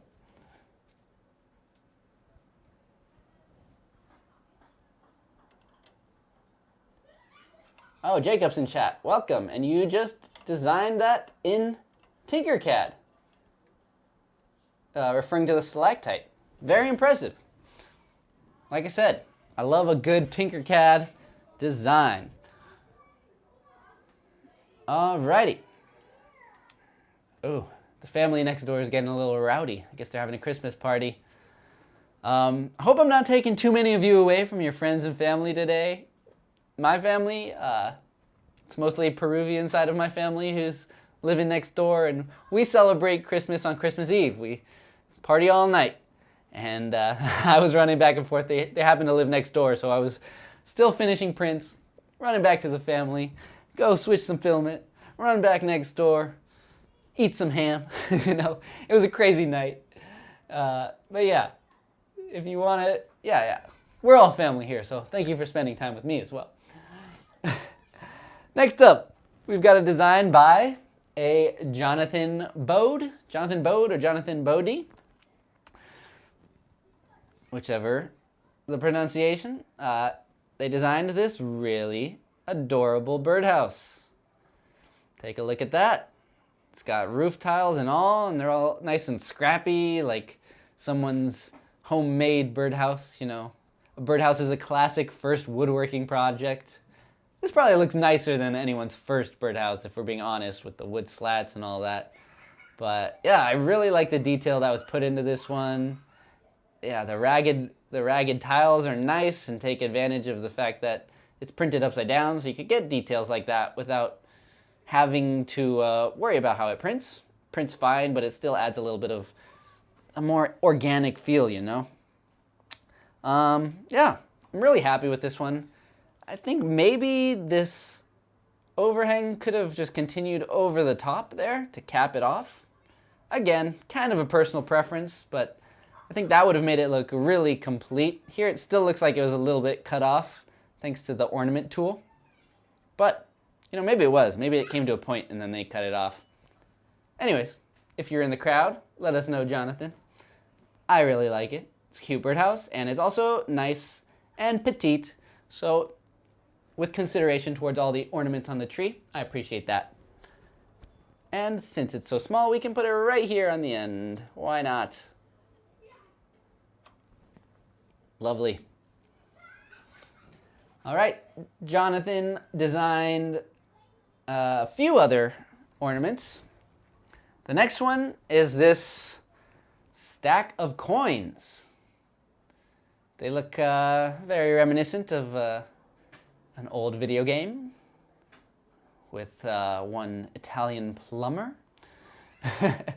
But yeah, it's a really fun design, and it was smart to make it a stack. That way you could fit the tool inside and still have the have room for the whole mechanism inside. So that was a good way to work around that. And I printed it in this nice gold filament by Filamentum. I believe it's called Gold Happens. I think it looks really nice. Fun. And it's like video gamey, much like the entirety of Tippi Tree. So another smaller one, let's just stick it somewhere near the end here on the opposite side to keep this thing balanced. Ooh. There we go. Look at it dangling. All right, Jonathan's final design for the competition was this ukulele. It's a uke. I think they just designed a 3D printed ukulele and figured why not do an ornament as such as well. And yeah, it is a bit chunky, but I think it's fun. And now that I think about it, the stem once again is going to the sides there. Probably to look more like the head of a ukulele, but that does mean it's going to hang sideways. Unless we give it one of the coveted front-facing spots, which I guess we could, next to the nutcracker. But anyways, again, it's fun that they incorporated the neck in the stem and made it a ukulele. Seems appropriate. So yeah, let's go ahead and see if it fits next to the nutcracker here. Sure. That works. Thickalele. I agree, Candy Hug. Maybe someone needs to make that. Or maybe they don't. Alright. Our next designer is Jordan Johnson 5. Jordan Johnson 5 made this working bell ornament. Another one with an acoustic element. Although I will admit, I did have to take some liberties with this design to get it to work for me. Not to say that it wouldn't work on any printer, but on my specific printer, it didn't quite work out as intended, which is to say, originally the design comes with a little printable ball that goes inside the bell. There's a single layer air gap so that it can break free after the print is finished. But in my case, it broke free halfway through printing. So it ended up with some spaghetti inside. So I had to quickly pull that out. And I just dropped in one of my Astrolabicon marbles inside mid-print instead. There's also a real dramatic overhang on the top. So as you can see, it also messed up on the very top there. Almost worked out, but still ended up getting a little spaghetti on the top there, and I had to clean it up a bit with the X-Acto knife. But it's a very fun idea. I don't know, does it have to make a certain pitch to be a bell? This is more like a rattle in my opinion. But I don't know if there's a clear definition between a bell and a rattle and a shaker or this or that. But it definitely makes noise, which I think is very fun. Yet another one of the few designs with an acoustic element. Entertaining all the senses. Well done. Yeah, definitely extreme overhang. It's a bit, very much on the edge, but I decided to give it a shot and I printed it out anyways. And it's nice and light, so we're gonna put it on the very end here and make sure the broken part is facing away.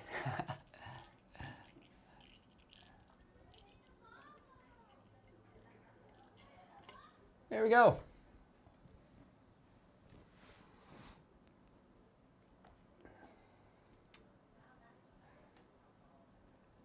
So that was the bell. Next up we've got Johnston O. Howard, or Johnstano. John Stano Howard? The mysteries of usernames. Anyways, John, I'm assuming is their first name, designed a D20 dice ornament. Very nice. Once again, it's one of those shapes that matches the general look of the berries on a game of Tippi tree. The 𝐒𝐡𝐸𝐻𝐬𝐿, one of my favorite platonic solids. And while I haven't actually ever played my own game of D&D just yet, I'd like to, and I know there's a lot of D&D and other fans of other fancy dice games out there, so I'm sure there's people who will appreciate this one. And it even has a little Christmas message. While it was tough to get it to be readable, it does say, what does it say there? 2022 Christmas. And it's got a little star. I can just barely read it, but again, constructive criticism. I'd say that's probably a bit too small to work on a lot of printers. Yeah. But still, pretty cool. The numbers read out quite well. In general, I printed it in the 3-color filament, and looks like the printer was having a little bit of trouble, but I'll take the blame for all those ripples in the print. D20. It's nice and shiny.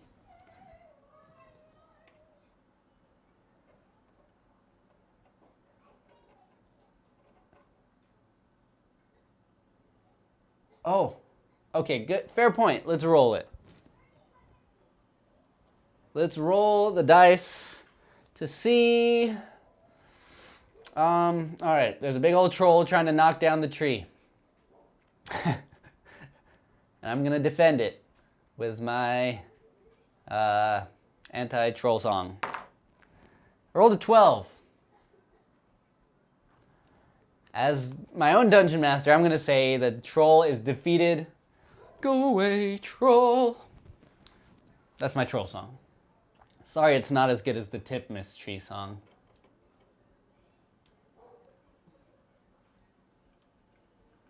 It worked, though. The troll is gone.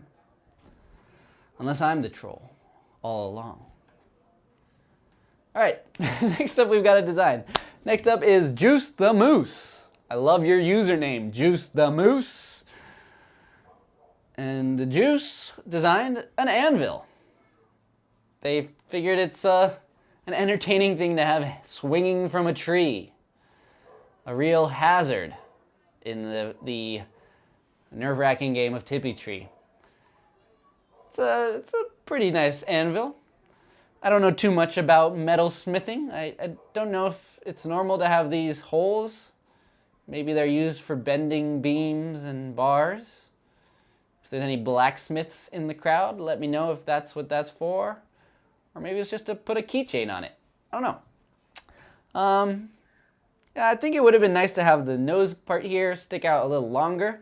I'm guessing they were trying to respect the size limitations, but they could have had that stick out a little bit and had this part come in a little bit. Maybe, but it's still very recognizably an anvil, I would say. And thankfully, not nearly as heavy as one, so we can hang it on the tree.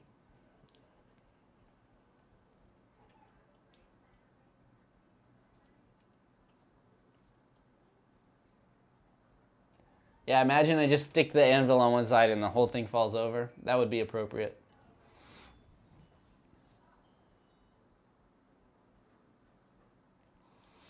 Alrighty. Next up is Canrog. Canrog designed this twisted pyramid. Take a look at this one. Whoa. I just love the animation on this thing. And that's all you can really call it, is animation, because look at the movement involved as this thing spins around with this silk filament. The panels individually catch light, and it's so cool. Of course, it's not going to be spinning around like that on the Tippi tree. That's my one bit of constructive criticism. Maybe they could have built in some kind of spinning mechanism so it's loose, so that you could possibly get that. Although that would be hard to design in, and yeah. But I really do love the way that the light travels on this thing. And honestly, I want to make some kind of wind ornament to hang outside that does something similar. I mean, I did design one similar. If you check out my my review of the Sovol SV06 Pro, I showed a design that uses this same filament, and it also has a kind of radiating action like this one. But I actually think this one might be more effective. It's very effective and very cool. It's quite a large ornament, and it almost matches the size and shape of the stalactite. So let's put it on the opposite side of that. Oh gosh.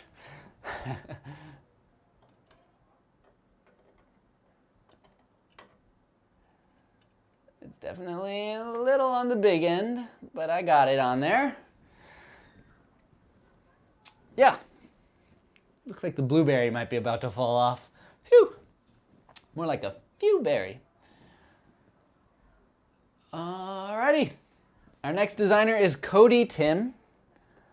And I gotta give 𝐒𝐡𝐻𝐻𝐻𝐻 another originality award for being the only explicitly Jewish ornament on the Tippy tree.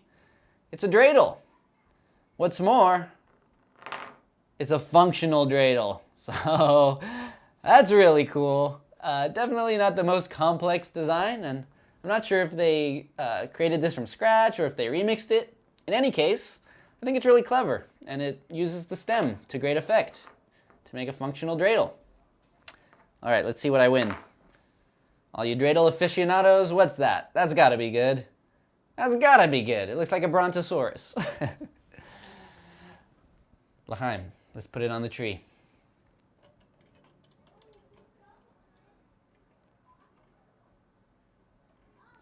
Actually spun better than I expected. Pretty fun. Alrighty. Here's another fun one. This is by Kostas F. They designed the 𝐒𝐻𝐻𝐻𝐻𝐻. And I just broke one of them. The 𝐒𝐻𝐻𝐻𝐻𝐻. The Tippy 𝐒𝐻𝐻𝐻𝐻. It's a cactus-like ornament. And as you can see, it's got all these spiky protrusions, which are just raw filament that I shaped into a needle-like point. So this is, yeah, it's like a succulent. Comes with all these little holes, and it was tricky to get the filament in there. I had to use pliers and kind of weasel it in, but I think it turned out pretty fun. I'd say the needles are maybe a little sparse. I think visually it would look cool to have twice as many needles, but it was already kind of challenging to get them in there, so I understand that. And it's definitely an entertaining design. Definitely heightens the risk of a game of Tippy Tree. Thankfully it's not too painful, but ouchie. Good name too. Alrighty. Let's see if we can get 𝐒𝐻𝐻𝐻𝐻 on the tree. I'm gonna reach forward this time. Oh boy. Oh boy. We're doing it. There we go. Fix the blueberry while we're at it. Another one on the tree. 𝐒𝐻𝐻𝐻𝐻. Very fun.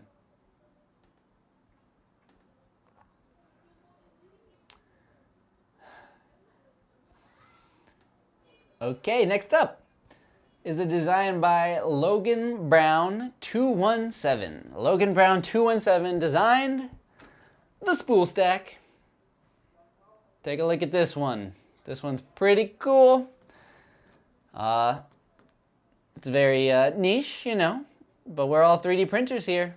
We recognize this, a nice stack of spools. And what's more, this unscrews, so it's fully assembled without any adhesives.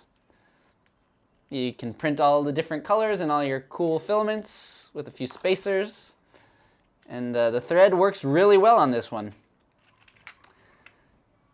Logan Brown did a great job of getting the tolerances really nice so that it assembles with no sweat. And you can still spin these around while it's assembled, which I really like. It's a fun fidget toy as well. I took the opportunity to use some Christmas colors, but also different qualities of filament. So I've got a matte Polyterra, then I've got this shiny gold by Filamentum, and then I've got this neon, it's actually Zortrax Z-Glass, but I'm pretty sure it's a PETG type filament. So transparent, shiny gold, matte, stick them all together and you've got a fun spool stack. Big fan of this one. It is quite heavy, so gotta put it near the center of the tree.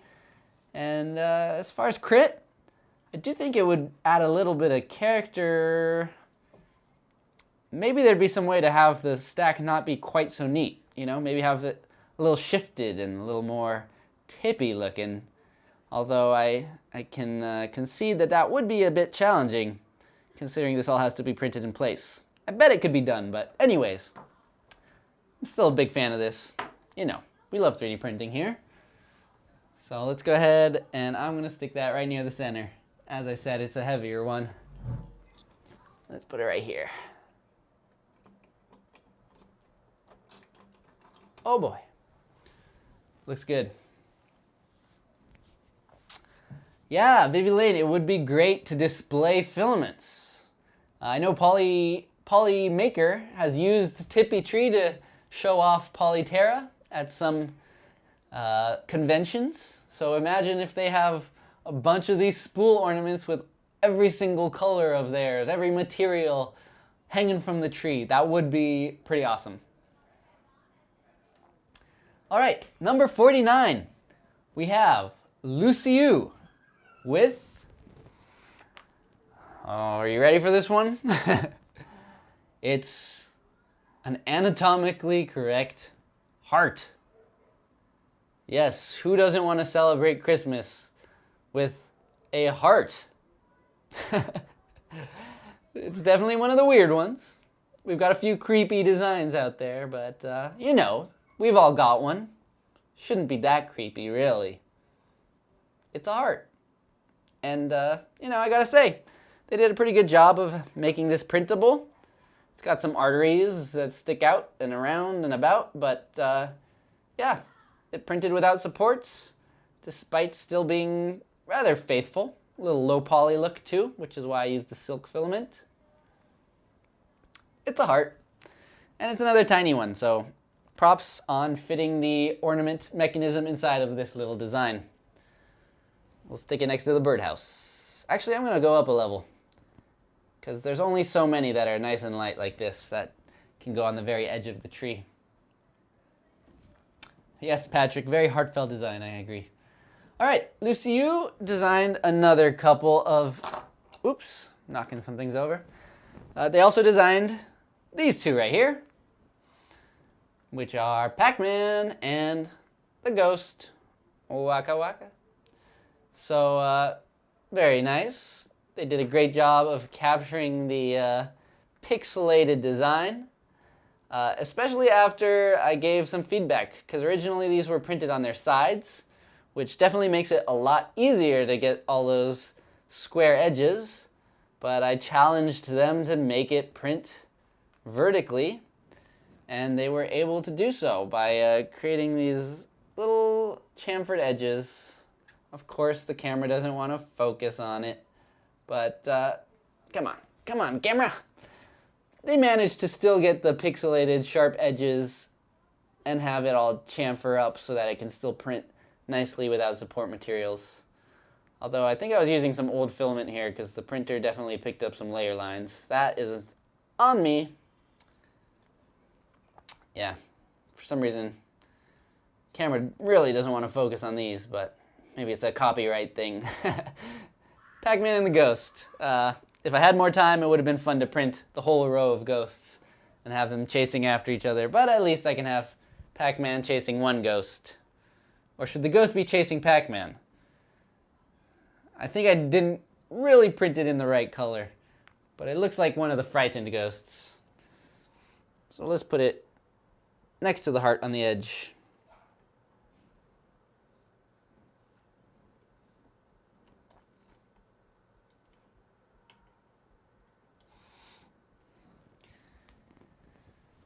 Semic? Yes, the goal of Tippy tree is generally not to let the tree tip over, especially so today, because this is an elaborate tree that is clearly taking hours to assemble. So let's continue. We are past the halfway point now with Lucas Adams. Lucas Adams in this hilarious print. It's a meat stick. Good old chunk of ham or turkey. I don't know. It's a meat stick. Enemy of vegetarians. The love of carnivores, I suppose. Yeah, it's a very simple design, but I gotta say, I really like the look here. For the simplicity, it's got some character to it. It's nice and cartoony. I like the very slight raised edge between the outside and the inside here, and the little bones sticking out. This one did have to be glued in place, and I think it could have been designed with threads or even a friction fit. But it's still very effective for its simplicity, and very silly indeed. So let's hang up the meat stick. Yeah, I suppose it could be a tofu stick, depending on my filament choice. Uh-oh, the ouchie, the ouchie! I knocked the ouchie. Oh my gosh. Thankfully, this is a sturdy Tippy tree, considering the size.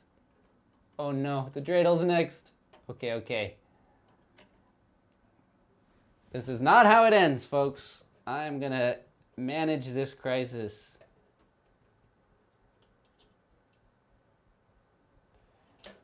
Oh, this one's just so hard to rotate.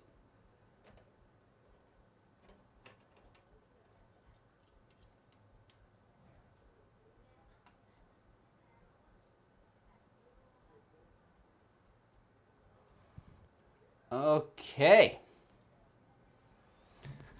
Still going. Oh, sorry, wrong camera. Y'all just missed me, almost causing a disaster. I can't say I know the total weight. I did debate on the Discord, maybe. I do have a Discord competition channel, so if y'all join, we might do a competition afterwards to guess the weight of all these ornaments combined. Or the weight of the entire tree. I think it would be fun either way. Honestly, I think it's less than you might think, because most of these are printed with 2 perimeters, 11% infill, like the standard Tippy tree ornaments. All right, next up, we're on to Maker Owen. Speaking of Discord, a very regular visitor of the Discord. We're chatting all the time. Maker Owen. I did manage to print their first design, even though it does have some tricky elements. I just managed to throw it together last night because it's so fun. It's the Tippy hydrant. If you remember the first Tippy tree competition, there is in fact a hydrant version of Tippy tree that you can print out if you buy Tippy tree. So now you can hang a hydrant from the hydrant. And yeah, this is a quite faithful recreation of that hydrant. And I love that it incorporates the stem. That's water shooting out. Super cute. Even just standing here on its own, it's kind of a fun little desk ornament. And yeah, the only issue I had here is that there are some circular rims that they could have used just a tiny chamfer to print more easily without supports. But I went ahead and did it anyways, and it did manage to print out a little bit sloppy on some of those wider rims, but hey, look at that. This is definitely a nice hydrant. So, it is one of the taller ones. I think we're gonna have to put it on one of the back rows or the middle row here. Maybe on this side, since we're getting a little uneven. Towards the middle. Oh, will it fit? This is gonna be a tough one.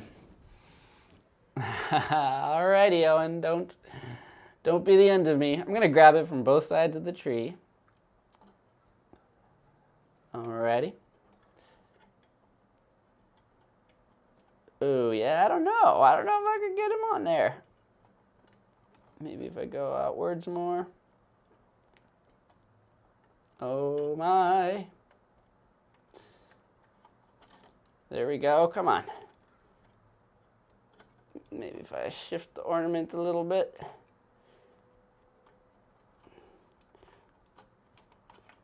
There we go. Oh. You can't really see it from this camera angle, but the leaves are staggered, first of all. But the ones that are in the front also have a second set of branches on the back, so that the weight is more even and this whole thing doesn't fall forward. That does make it a little hard to fit certain ornaments in like that. Whew, but we did it. One more down. And time for the next designs by maker Owen 3D. So Owen also designed the Twisty fruit. This kind of elongated and twisted version of the berry. And in this tricolor filament, it's a pretty fun one to spin around as well. Also has a bit of a animated effect with the light traveling up. But again, we're not going to be twisting it on the tree like this. But it is twisty. It's a very twisty fruit. So let's go ahead and stick that on the opposite end here. It's a little bit smaller than the hydrant, so it fits a bit easier.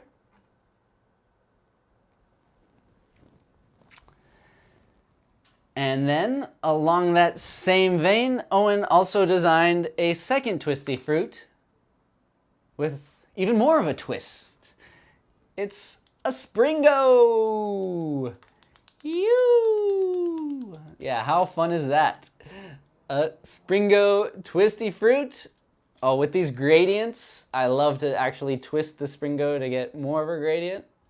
Although I don't want to break this, but Owen, like I said, he's always in the Discord, so we went back and forth on a few of the designs. The first iterations had some trouble with some very thin sections, because remember, this tool has a whole clip-in mechanism on the inside. So to make room for that, there's actually like an inner chamber, and then the Springo goes around that, but it's not connected.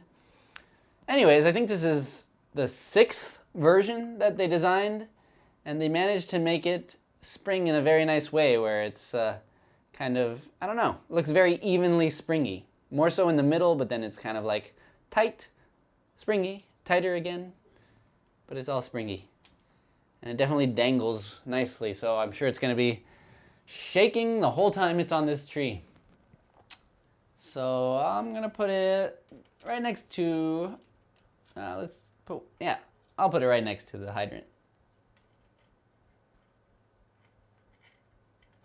There we go. Alrighty. On to our next designer, 𝐒𝐻𝐿𝐴97. 𝐒𝐻𝐿𝐴 designed this monkey. And wow, I don't know. I've always been a sucker for monkeys, but I think this is really cute. Especially for the simplicity, you know. It could use a face. It might have some eyes or something, but no, it's just a hunched old monkey. I think they did a great job of giving it character despite the lack of any really fine details. It looks like it's hanging from the tail, right? And it's cute. It was also designed in Blender, which isn't too common. It's a tough software for me to learn, at least. I don't know. I really like it. Let me know what you think. Tippy monkey. Let's hang the monkey from the tree. We'll put him right here. And we'll have it face inwards. Oops. Always forgetting to switch the camera. Anyways, there's the monkey.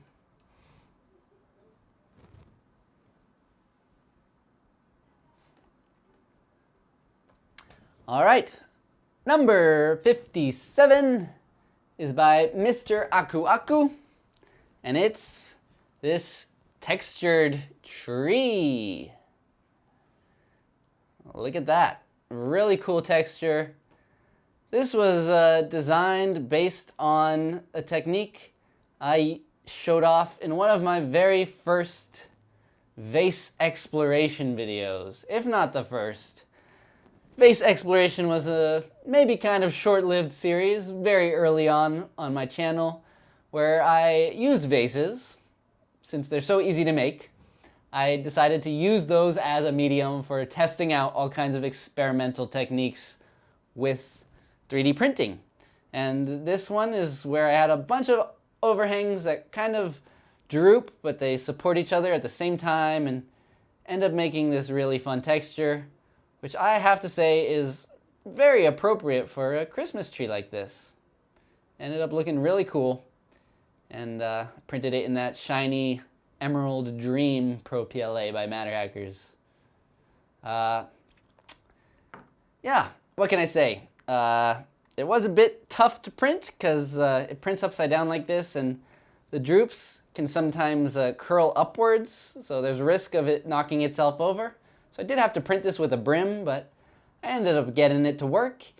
And another thing about this technique is since it's doing a lot of in and out, the wall is a lot thicker than a standard print. So this is on the heavier side, but I think it's such an appropriate look for the Christmas tree, which I never did myself. So I applaud Mr. 𝐒𝐻𝐻𝐻𝐻 for thinking of that. And now we got a tree to hang from the tree. Another meta print.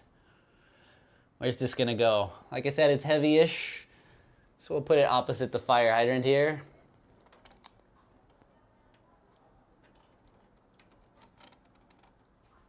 Oh boy.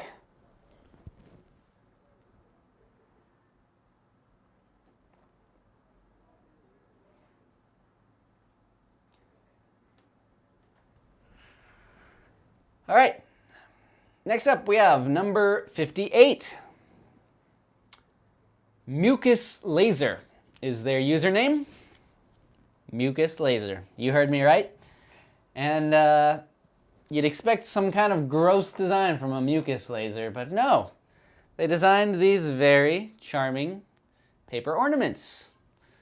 The second set of designers, or second designer to do something similar to this, although these are pretty unique and it's a whole series.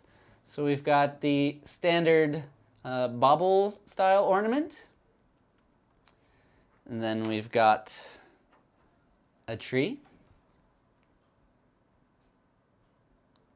as well as a bell. Although with this color, it kind of looks like a pineapple too. Anyways, I thought these were nice, although as you can see, they came out a little bit messy. These, once again, had some very thin sections. I think there were even areas where it was less than 0.4, so there might have even been some gaps in the printing or just like really, really thin prints. So I might have suggested going a little thicker there, but I do appreciate the delicacy that they appear to have. They are representing paper after all, so in that sense, they're nice. There we go. And again, nice small size. Works out well. Hangs from the tree. And I guess we ought to put these all together. So let's go ahead and hang them right here.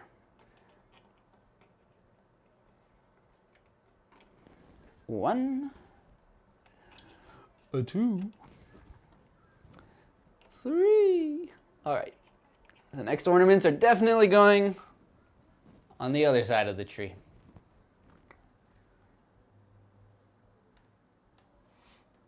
Oh, Mucus Laser is not done. They designed another one, and this one's very clever and unique, if not a real challenge to print. It is Slidey Santa. Take a look at this. Slidey Santa. Ho, ho, ho.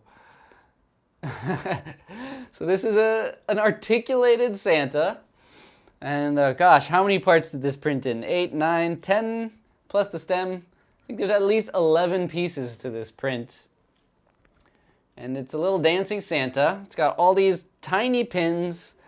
They stick into this back part. They stick into Santa. They stick into all of his limbs. And with some filament swaps as well to get these different colors, you end up with a really animated Santa. Now, this is definitely a very fun design. It reminds me of those toys with a string and a ball that you pull them and it makes them dance up and down. In fact, I would have liked, I mean, there's already a lot going on here, so maybe that would have been too extra. But yeah, definitely a lot of effort went into this and it's pretty cool. I gotta say, this was a torture test.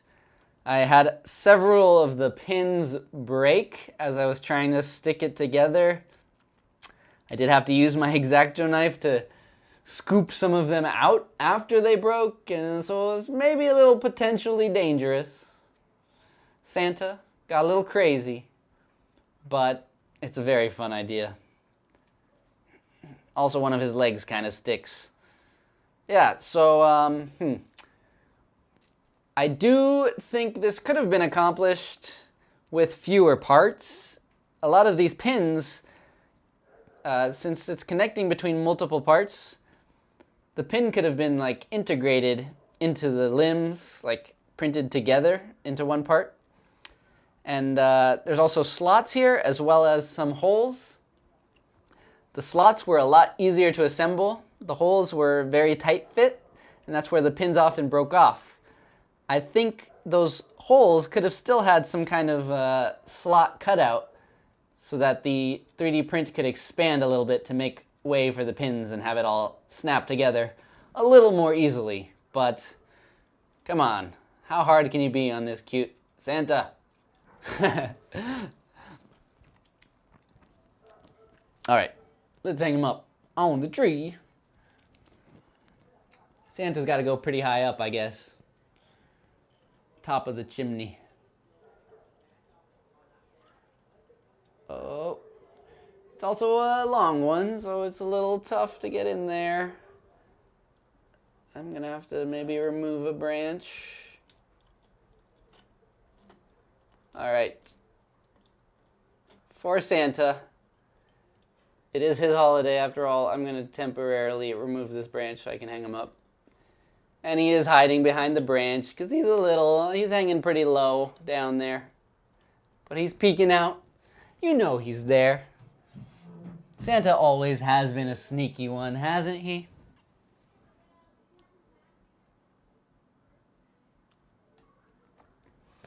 All right, our next designer is MXM. Maxim, or just MXM. And they designed another kind of spooky one. It's a snake.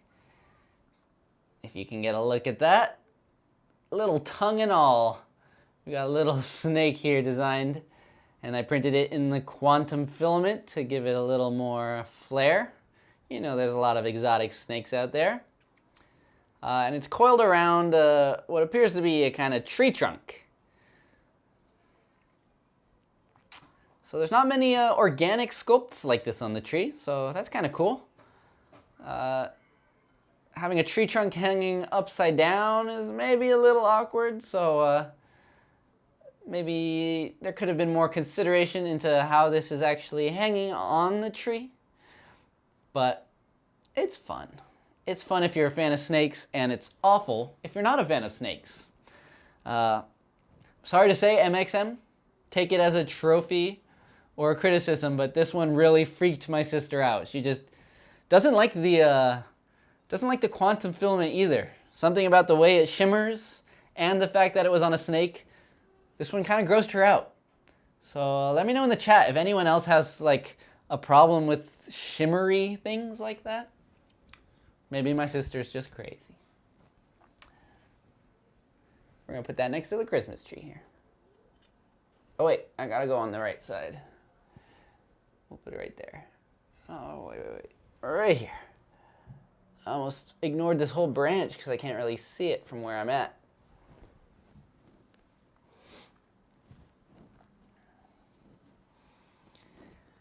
Okay, we're making progress. Next up, we've got a design by Nathan Renee. Renee? And it's a hollow Prusa. So, yeah, you can kind of see the illusion here. When I turn it one way, it seems to look the other way. When I turn it this way, it looks the other way. So this is based on a common hollow face illusion where the mask is inverted so that it seems to follow you as you walk past it. And of course they made it Joseph Prusa, because who else? Maybe the judge of the competition you could have made in my face? Nah, it's okay. It's Joseph Prusa, and it's another long dangling one, so he might be peeking out as well. Where can we put him? I think we're gonna put him, oh gosh. This is gonna be a tough one to fit in. We're gonna try to squeeze him in next to the fire hydrant. Okay, once again, I'm gonna have to move a branch a little bit. Oh, Gerard, thank you for the tip. Thanks for staying, and have a good night.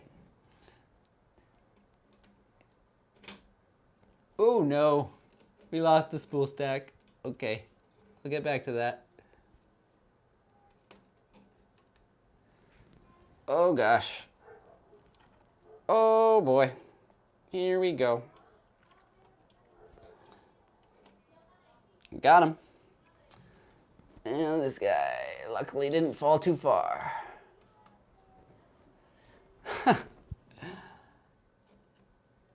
The tree still stands. Hey, if you're watching the stream, thumbs up for not knocking the tree over yet. Do I deserve that? I think so. All right. Nathan Renee designed a couple more ornaments. The next one is this Tippy Moai. Oh, you all know him. You know him from the emojis. The Tippy Moai. Easter Island and whatnot. Again, it's Christmas, Easter Island, I don't know. Is Easter Island? I don't know the origins of its name, and I'm not gonna try to get into it right now. But anyways, here's a nice simple design, and you know, it's remixed off of an existing design that had a license that allowed Nathan to make this remix. And as simple as it is, I gotta say, it's on trend, a very popular emoji at the time. And it also considers the fact that the top is gonna be flat. It works out quite well with this very geometric design. Doesn't look out of place or anything. Whether it makes sense on the Tippy tree, well, most of these things don't really make sense, but it's a fun one. So let's go ahead and plop it on. There we go.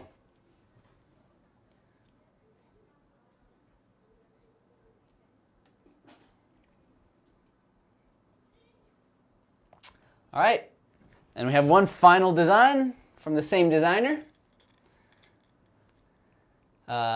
Nathan Renee, and it's the trapped box. This is a pretty fun one here. Trapped box. Take a look at that. It's a berry trapped inside of a cage of sorts. And this is one that I printed with my dual color printer. And as you can see, there seems to be more than two colors, but that's just because this neon pink and this neon green, when they blend together, they create a really nice neon orange. And with the nature of this design, it's all print in place, but before sticking the stem in, I actually flipped the inner piece around. That way the gradient goes in the opposite direction. And I thought that creates a pretty cool effect. So yeah, it's kind of just a fun design. Once again, it demonstrates something that would be pretty hard to accomplish before 3D printing. To have this totally solid cage and this larger, or this object trapped inside that you can't get out. Trapped box.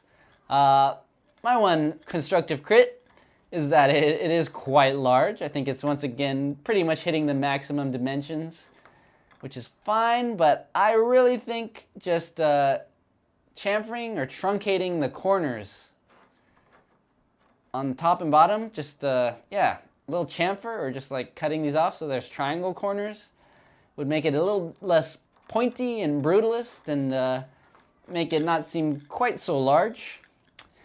Once again, this is gonna be a challenge to get onto the tree, but I'm sure gonna try. Where does this trapped box go? Let's see if it fits next to the textured tree. Oh boy. At least I can kind of wobble the two shapes around separately. I'm gonna have to move the back branch here. Oh boy. Oh boy. We're getting there, folks. We're getting to the real precarious part of the tree. Oh, something shifted. Did I drop one? Oh. I gotta hold multiple ornaments at once. The tree fell over here. Oh boy. We're doing it. All right. It lives.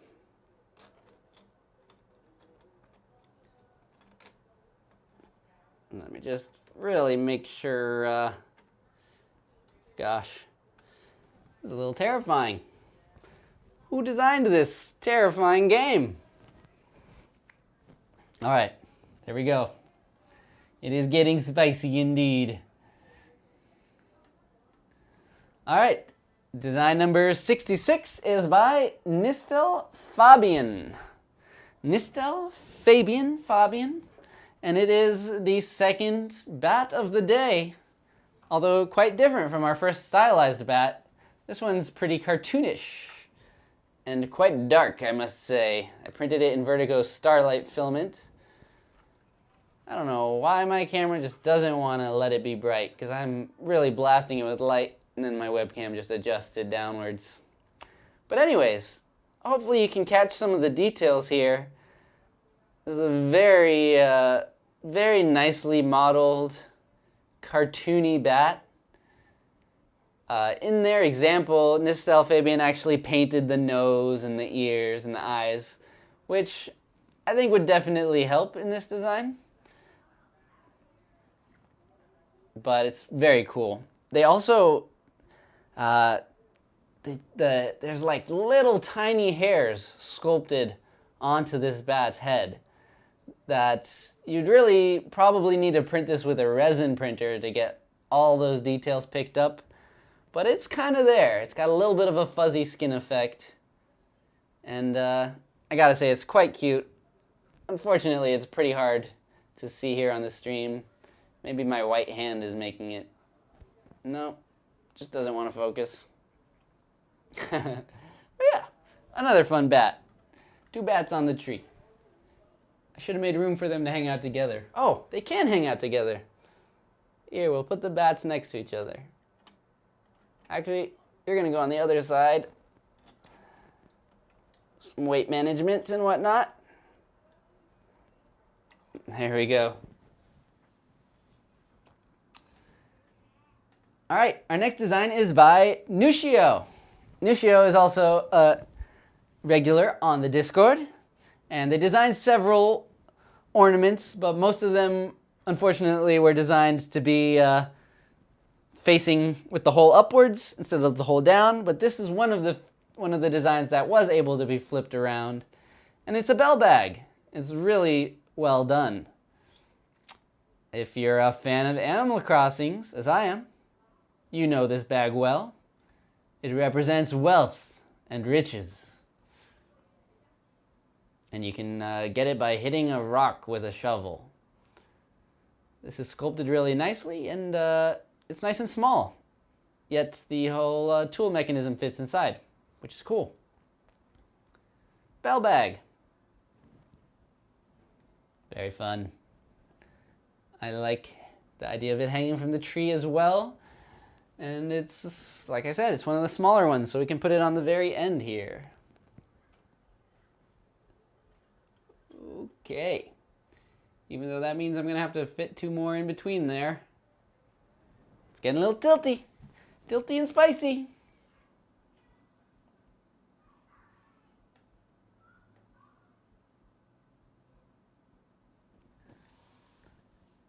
Oh, Balbag is also a type of tree fruit. I only played like the GameCube Animal Crossing, so I'm a little behind on modern updates. Let's see, where are we now? Next is Omaha 3D prints. We have the mandatory police box. Another dark one. This filament looks so good in person, but the camera just doesn't want to pick it up. That starlight blue filament. But yeah, the police box, you know. Doctor Who? Yeah, I almost said Doctor Strange, Doctor Who. Another show I haven't watched of the British persuasion, but I know it's very popular among the geeks, so it had to happen. Let's go ahead and stick a police box on there. Also, props to Omaha 3D. At first, there were some overhangs, but as I pointed it out, they went ahead and made the appropriate changes to get this to print well. And I think it can hang right here. Nice.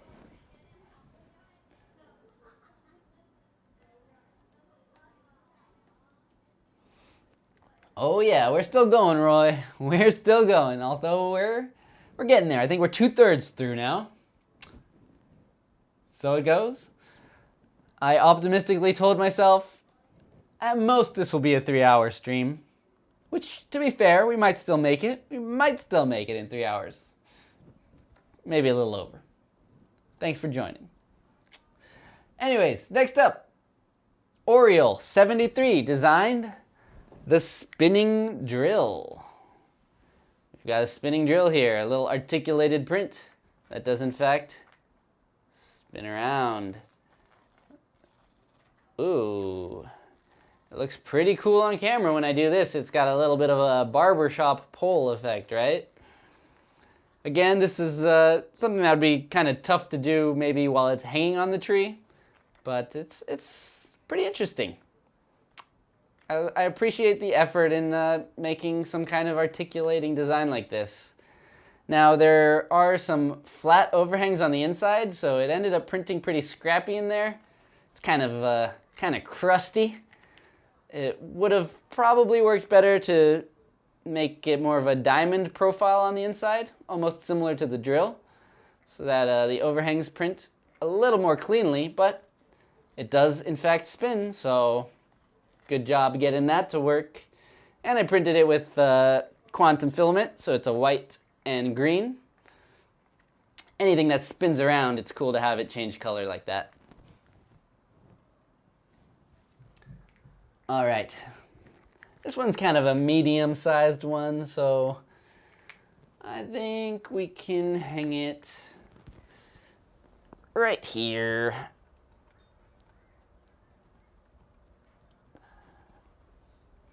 Ooh. And this is why I didn't want any designs with less space between the stem and the ornament. It's already scary enough to hang them up when they're designed to spec. All right. I'm starting to sweat if you're not noticing. Next up, we've got 𝐒𝐡𝐨𝐩𝐻𝐢𝐬𝐭. And they designed this little toy plane in Tinkercad. It's a little bit of a wonky plane. I can see what they were going for with the stem being the propeller.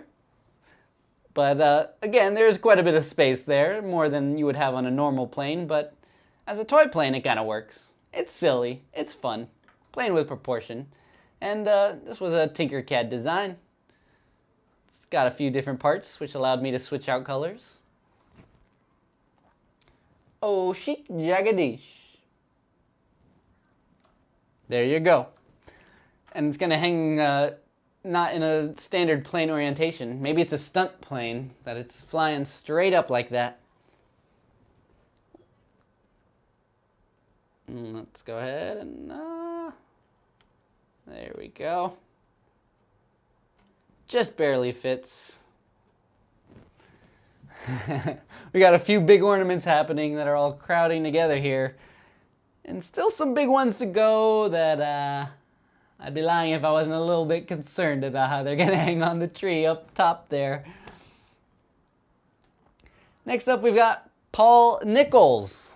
Paul Nichols made a teddy bear. Another classic Christmas gift. A very cute little teddy bear. And it is going to be hanging upside down and facing sideways. So, you know, I wonder if it would have been possible to have it hanging right side up maybe. But I do see the challenges there, making it support free, especially with a rounded design like this. And honestly, that's why a lot of my Tippi tree, the whole Tippi tree aesthetic is very squared off for the sake of printability. I gotta say it though, it is fun to have this kind of have it being mixed up with all these ornaments. We're getting a whole smorgasbord of different styles on this tree. So let's get that teddy bear up. Phew, another tight fit. All right, that's 1, 2. Oh, we're missing one here. I could have put the teddy bear there, but we'll fill that one out next. We've got almost 4 full branches. Next up, we've got Phantom Smithy. Phantom Smithy made a 𝐒𝐻𝐸𝐬𝐬𝐿. Another homage to some of my projects of the past. This is a very nice, simple design, and I gotta say, it works well as a berry. It's pretty spherical, but a little more interesting as a 𝐒𝐻𝐸𝐬𝐬𝐿. This one was also quite tough to print. It's barely got a flat spot on the top. So I did print it with a raft, and I was able to get it to stand up, but definitely on the line of what can be printable without supports. It's also got this really nice gradient between neon pink and the matte orange. I think this was a Spider Maker filament. Gotta give a shout out to Spider Maker, because I know Polyterra just sent me their huge selection, or Polymaker sent me their huge selection of Polyterra filaments, which are really nice matte filaments. But before them, I got a matte PLA by Spider Maker, and if I'm being honest, I think that might be slightly easier for me to print with. Spider Maker filament is a real pleasure to print with. It is soft, like all matte filaments I've tried so far. It's a bit softer, so if you don't have the tension set quite right on your extruder, you might have trouble, but it really prints like butter, that Spider Maker matte PLA. After this live stream's all over, and when I have a little bit of time, I'll probably fill out the video description with a lot of the different filaments I used throughout all of these projects.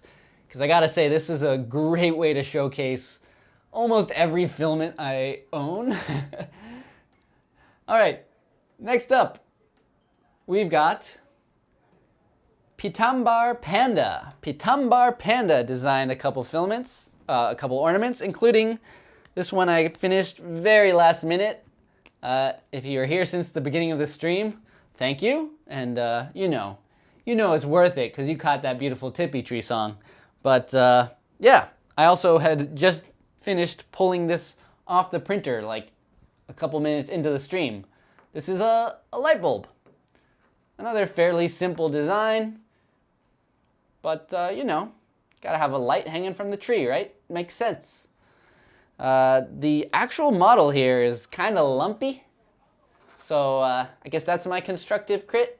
Would have been nice to smooth it out a bit. In fact, I don't even know what they used to design this, because for me to make this anything other than a perfect sphere would take a little bit more effort. And it's got a bit of a lumpy texture. That's not the result of me printing, it's just the actual model. But maybe it's an old-fashioned light bulb, you know. Maybe it was intentional. And, you know, you can't really see it in real life. It's more of a looking at the STL digitally type of thing. All right, let's hang the light right here. Oh, I just noticed I didn't even pop the stem in all the way.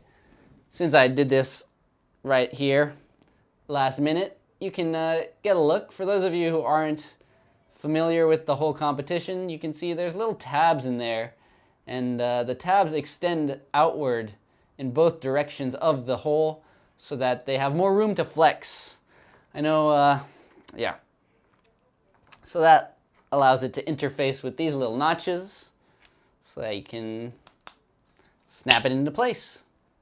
It's a very satisfying snap, and some people were wishing that they didn't have to deal with that whole internal mechanism. I know theoretically it would be really easy to just have a friction fit that would work on a lot of printers, but as I've said, I try to design things to work for as many machines and printers as possible.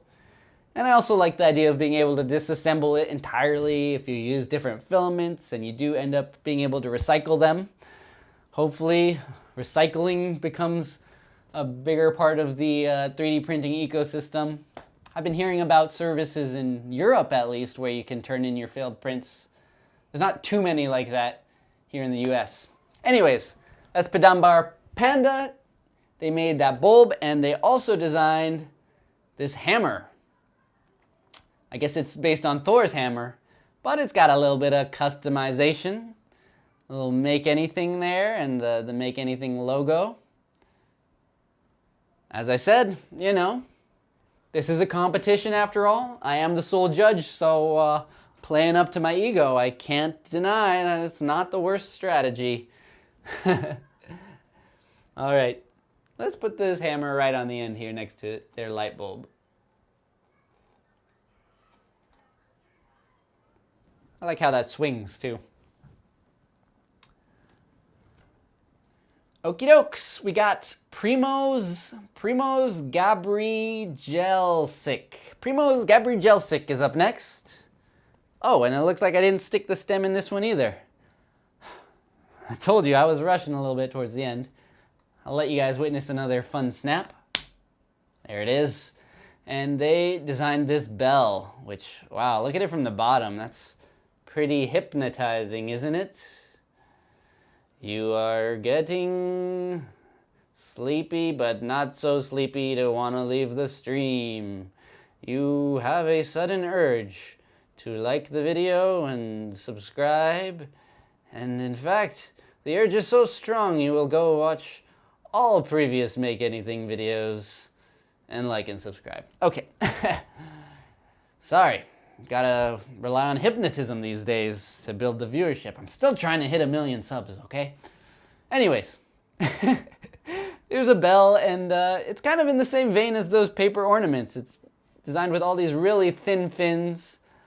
As I said before, I feel like this could have been done almost as effectively with a 0.8 millimeter thickness. That way it could be printed with 2 walls instead of 1 wall. This is one of those designs that I had to print in Prusa Slicer because it's all these little single walls. And yeah, it's also got that same moire effect of the cocoon lamp earlier. Pretty hypnotizing, I gotta say. I myself just, gotta wake up again.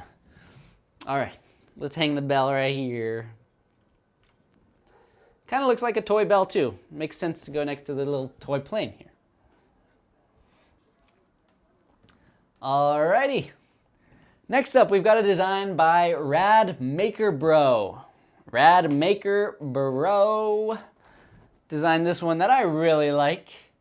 It's a beehive.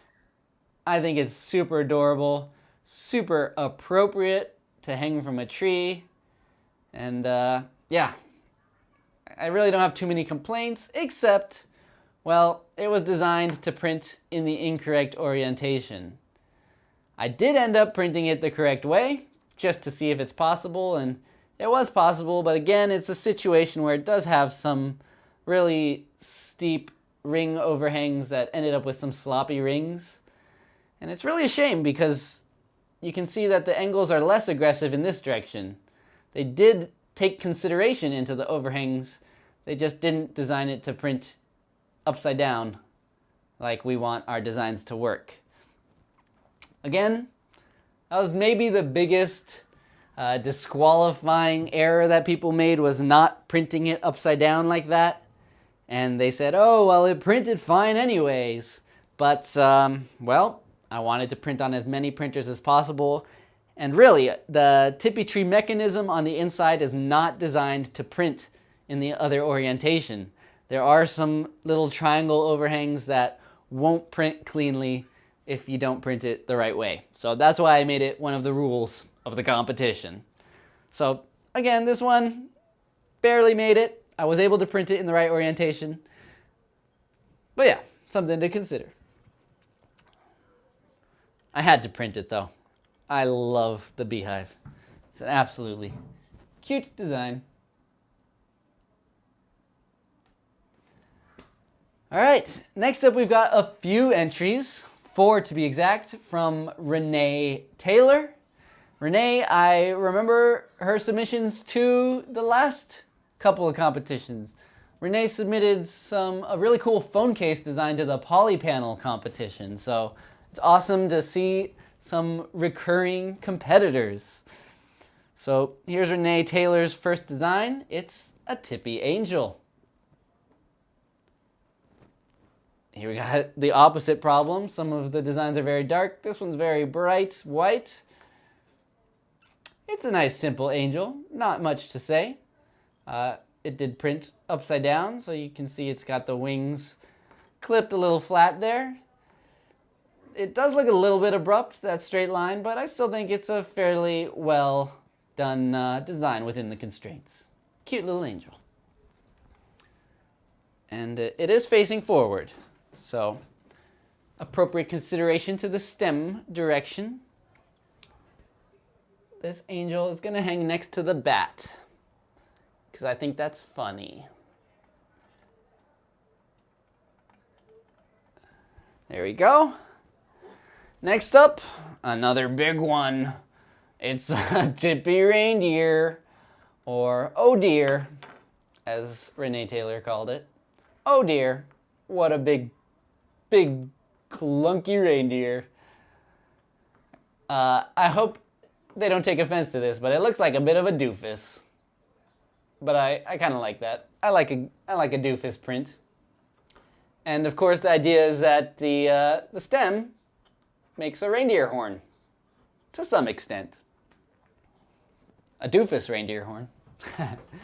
Let's go ahead and where are we gonna hang this one? It's another one that is gonna be facing sideways. And I think it can maybe go here above the bell.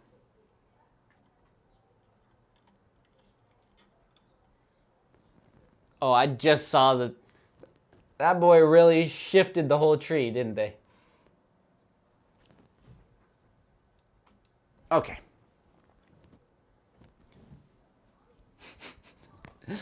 Oh, Renee, you're here. That's embarrassing. No, I love it. And I also really love this next design that Renee, they did a great job of taking into consideration some of my feedback after a first iteration with this Tippy treat. Tippy treat, get it? Renee is on top of it with their pun game.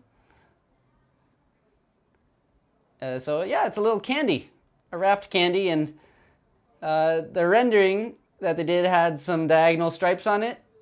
I can't quite do that with my printers, but with some filament swaps, I was able to get some colorful stripes nonetheless. The original version Renee had was a circular wrapper, and I just suggested making it an octagon, that way it can print more easily. Flat, upside down like that. And it did in fact print quite well. I did use a brim, just because there's still a very thin footprint here, and it has to get about 1/3 of the way up before it connects to the rest of the print. But it did work out quite nicely, and it's a Tippy treat. Nice and small also, so that compensates for that big old reindeer. We'll put them together. Although I think the next one has to go on the opposite side. Sorry to break up the family, Renee, but it's getting a little heavy on the left. This next one is called Oh Whale. Oh Whale, I guess you're gonna have to go on the other side of the tree. And once again, this one was originally designed to print this way, and the tail was a little shorter, but Renee took my suggestions, or at least, you know, realized that they could make some changes, by bringing the tail up a little bit so that it still prints upside down. And yeah, that was a great job adjusting it. And of course, I love that we've got the whale spout as the stem here. I think that's super clever integration of the stem. Really fun. And another small one that can go on the very edge of the tree here. Oh, whale. Here we go. Tree's almost full. All right, on to our next designer. We're on number 81 now, believe it or not. 81 ornaments, 80 on the tree, about to be 81. This next one was simply called an ornament. I took a little bit of creative liberty again with the coloration because I thought it looked like a Christmas tree. Although it's hanging this way, so maybe it's just meant to be an ornament. But in any case, I think the colors look quite nice. Changing every few layers to match the geometry here. And yeah, it's very much just a traditional looking ornament. It's got some nice details all around. Cute. Not much to say about that. It's well done, printed very nice and easily, and it's a good size as well. So let's put it right here next to the angel. Nice. All right. We're gonna swing to the other side of the field from traditional to probably the least traditional ornament on the tree, which is a tank. A TKS tankette designed by Stubborn Lander. I can't say I expected to hang a tank from the Tippy tree, but there it is. I'm gonna pretend it's a toy tank. I mean, it is. It's a 3D printed toy tank. And it shoots bubbles. Make love, not war. Am I right? Unfortunately, the direction of the stem should have been turned, I think, to have the profile of the tank visible. Instead, it's going to be facing forward. Or actually, I'm going to make it face backwards. Just to practice my safety here. Oop. And the end of it just fell off. It had the little turret part of the tank was a separate part of the print that stuck in. It was very tiny. So that was my, that could have probably been made a little longer, even if it might not be accurate to scale. Seems like it was maybe made to be to scale. All right. Next up, we've got Summer Lilac.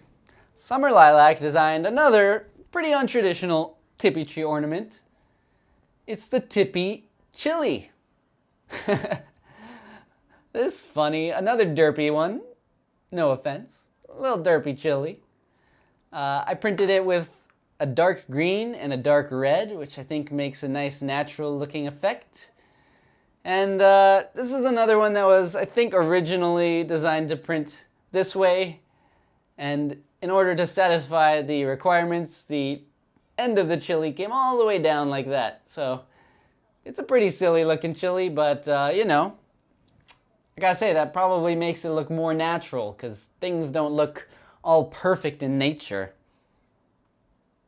It's kind of fun. I mean, in the sense of making it maybe a little more obvious and recognizable, it could have just come to a point up here. You know, it didn't have to do a full loop, and then it would have still worked without supports or anything. But certainly an interesting looking chili right here. And it's an appropriate time to put it on the tree because this thing is spicy. Spicy, spicy tree. Oh, we're gonna hang it next to the gingerbread boy up here because it's a pretty big one.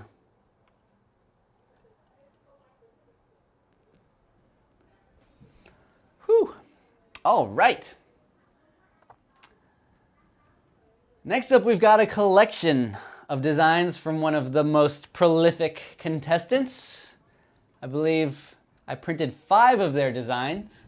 Some of them are bending the rules a little bit again, but you know, had to hit over 100 designs. So first up, we've got this Tippy ice cream. Pretty fun ice cream bar, which kind of takes advantage of the stem as the popsicle stick. And I think this one, let's see, if I pull it apart. Well, I can't pull it apart because, yeah, this one technically doesn't qualify because the tabs inside were supposed to go out in this direction. I'm guessing they maybe originally designed it to go in the other direction, but then realized it has to hang this way to be visible from the tree. But hey, I still think it's a really fun idea. And I honestly didn't notice until after I printed it. So, you get to go on the tree. It's another small one, so we're gonna put it right on the end here. Hopefully it doesn't melt. We're near the end of the stream. All right, 𝐒𝐡𝐨𝐩𝐩𝐢𝐧𝐠 3D, once again, also designed this stocking. This is our second stocking. The other one was printed in a bunch of parts, and this one kind of took a different approach. This is a single print-in-place piece with just a one filament swap right here to get the brim of the stocking. I appreciate that it was very easy to print. The overhangs are nice and gentle, so even on the overhangs, there's no ugliness underneath. It printed very nice and clean. And you gotta have a stocking on the Christmas tree, right? Tipmas tree. Correction. Excuse me. So let's put it next to this tree-looking ornament. Oh boy. Whew. We're getting there. We're getting there. Is it leaning? Don't tell me that. It totally is, huh? It's kind of going that way now, huh? I gotta put some ornaments on this side. We do have a few heavier ones coming up. Might be able to make some adjustments. We made it this far. All right. 𝐒𝐡𝐨𝐩𝐩𝐢𝐧𝐠 3D, on to their third design. This one I really like. It is Trapped Santa. So it's a Santa. I guess maybe trapped in the chimney, but hanging from the tree. Trapped, trying to come out of the fireplace. Which honestly, you'd think it happens more often. And I really like the style of this piece. It's kind of a 2.5D effect, as some people call it, where it's very much just like a two-dimensional image and kind of just extruded outwards. Although they did take some detail, you know, they had the chimney be wider, so it really looks like it's sticking out of the chimney. And again, very gentle with the overhangs. So this printed no problem. And by just doing a bunch of filament swaps, we were able to get this really colorful print, all printed in one piece. I think this is one of the more effective uses of filament swaps and just making it very printable while still achieving some really cool effects. And it also dangles on the tree like Santa's trying to squirm out of the fireplace. I think it's fun. So let's go ahead and put this one on the opposite end of the other Santa. Oh wait, I forgot the tree is leaning. So we're gonna put it, oh, you know what? Since Slidey Santa's head is just peeking out the top, and this is just the bottom half of Santa, I'm gonna put it right underneath. And they'll kind of combine into one big Santa. Happy accident right there. Wait, it's leaning towards me? Oh, you're right. I just made it worse. Well, it's still standing, right? So on we go. Once again, 𝐒𝐡𝐨𝐩𝐻𝐢𝐧𝐠 3D designed another one with this tree light. Our second such tree light for this tree. You know, this one's very simple. Personally, I like the other one that it had the connector part. This one's got the threading, which is also pretty fun, and another good opportunity to do a filament swap to get the metal part here, and then I was able to use my transparent filament here to get this kind of light bulb effect. There was one overhang That's kind of a circular, unsupported overhang that could have just been a chamfer. Very easily been made a little more printable, but in any case, it's such a small detail that it printed fine regardless. So we definitely want to put it on this side, and I'm going to put it all the way on the end here to try to counteract the leaning of the tree.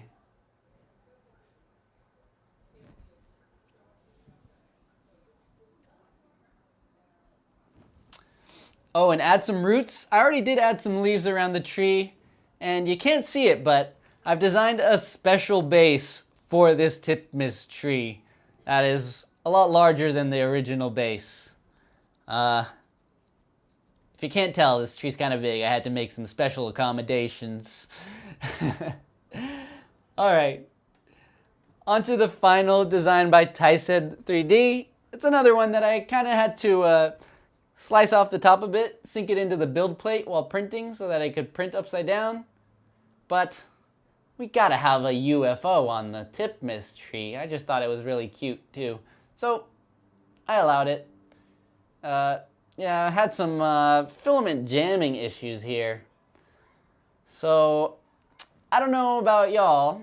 I don't design, or the SV06 is probably my first printer with an all-metal hot end.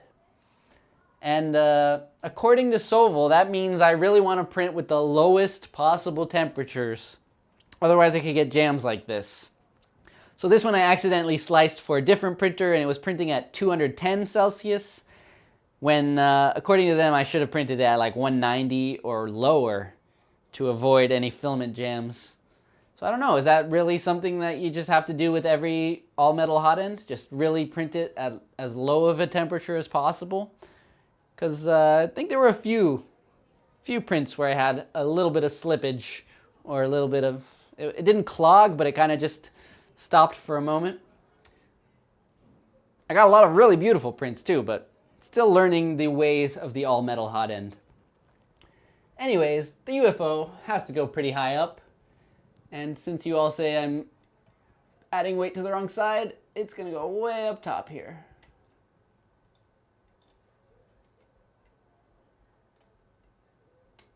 Oh, wait, just kidding. It's just dangling a little too low to be flying, and I want it to dangle as a UFO. So I'm gonna put it here. So it dangles.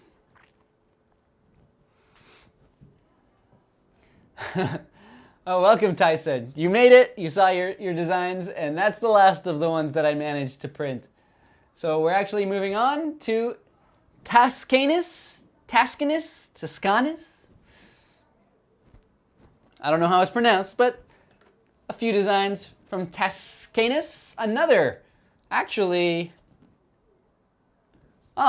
matched for Prolific Designer. They also made 5 designs that I was able to print. And actually, I think also several more that weren't quite within the rules. This one was a little bit tricky with the overhangs, but I still managed to print it. And it is the Death Star. And they actually used the laser, or the stem represents the laser of the Death Star, which I think is pretty fun.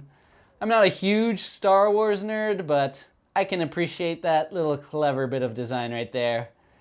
And I tried blending in a black filament with a gray to get this intense shadow effect, which I think kind of worked. Death Star. So it's kind of a big one. We're gonna put it near the inside. I think we can put it right here.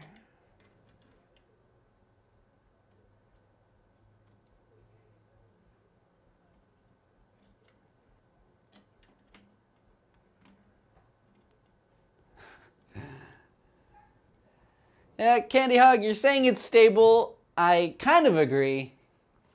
Generally, at least with the giant wooden Tippi tree I built, the more weight it has on it, the more stable it gets. But this one's kind of scaring me. It's definitely wobbling. All right, next design by Toscanus is this Printception nozzle. Based on a tutorial I released a while ago for my Printception vases. They basically took the nozzle and used the stem once again to represent extruding filament.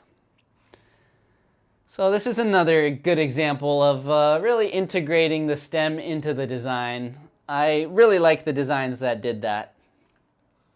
It's pretty simple, but you know, another great one for us 3D printing nerds. So let's go ahead and throw that right here. Beautiful.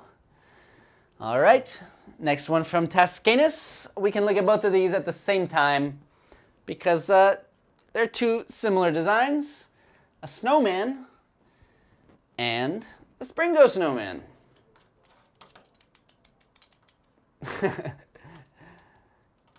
So this is our second Springo we've seen so far, and spoilers, there's 3 in total.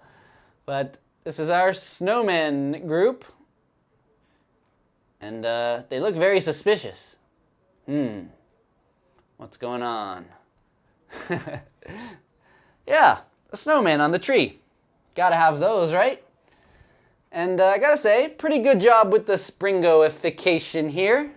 Although, a few crits. For one thing, it was really hard to separate the layers on this one. I printed an earlier version where it did actually break apart. So I had to reprint this hotter to make sure that the layers wouldn't separate. And that made it really hard to pull all the layers apart. But I did manage.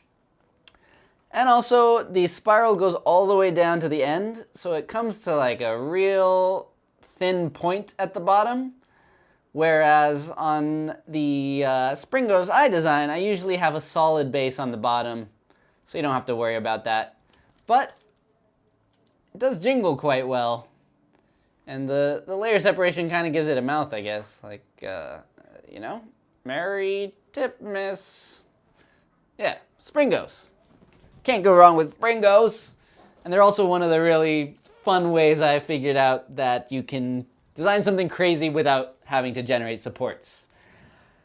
I think these are the 2 last, like, pretty heavy designs. And I'm wondering where I should put these. I feel like they kind of have to go opposite of each other. But the only space to do that is right near the top. I think we're gonna do it.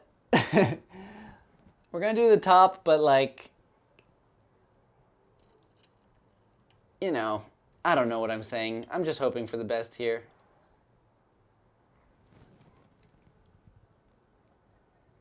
Oh boy.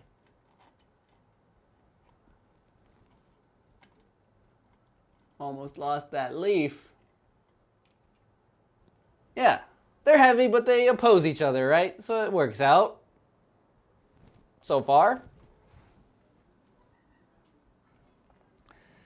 Yeah, we're down to the final few, that's for sure. That is for sure.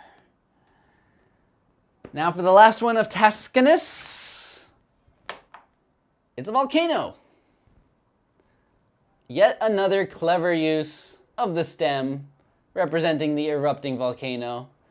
I really appreciate the creativity that Tascanus put into all these designs and using the stems for cool effects. The volcano itself is a rather interesting shape. I think it's just a loft and it's squarish but kind of wobbled out and twisted a little bit. It's an abstract volcano. It definitely could look more volcano-y, but I don't think many people wouldn't be able to recognize what this is. And this just might be the world's first hanging volcano, right? You ever seen a hanging volcano before? I don't think so. Actually, we're gonna put it right at the top, so maybe it won't even hang after all. I think the gap is a little bit smaller up top here. It's semi-hanging. The first suspended volcano. Thanks for the tip, Ogre Cubes. Happy Christmas to you as well. Happy Christmas indeed. And a tippy one at that.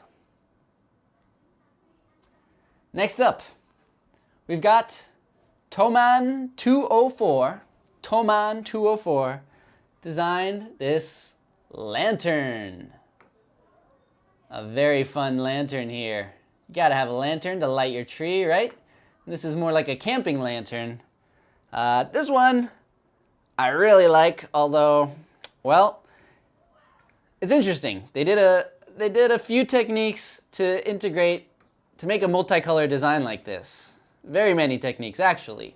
So this green and the gray here and this green, these were printed in one part with filament swaps. The center portion is hollow so that the yellow lamp on the inside drops into place. And then there's a cap that screws on the bottom to hold it all together. So definitely taking advantage of a lot of different techniques there. Yeah, I think it's really fun design. Although I did have some trouble printing these overhangs. They're very thin, curving overhangs at just about 45 degrees. So they're within the bounds of what is printable, but they're also testing the printers a bit, especially if you don't have optimal cooling from every direction, because this overhangs in every direction. But I did manage after one failed one, full disclosure. But yeah, that's pretty cool. The only other thing was that the screw-on bottom here was really snug. I don't think I can unscrew it, and I didn't even screw it in all the way. This is supposed to go flush, and because it's not screwed in all the way, the lantern on the inside can still jiggle around a bit. All that said, I'm pretty forgiving with this design because it's such a cute and cool looking lantern. So let's go ahead and hang it up on the tree. Another heavy one, so do I put it on the left or right? Looks like it's still hanging a little more this way, so I'm gonna put it on the right side here. Let's put it next to the snowman.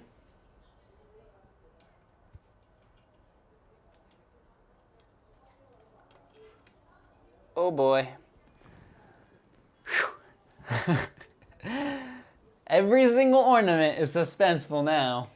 As if the other 93 haven't been. We're on to 95. We're almost done, folks. We're almost done. And we still got 99 viewers, so thank you for sticking with me here through this crazy, suspenseful holiday. Be real with me. Is this the most suspenseful holiday, or what? All right. Our next design is by Thomas D'Amico. Thomas D'Amico. Thomas designed the light berry. This is another design that involved a thread.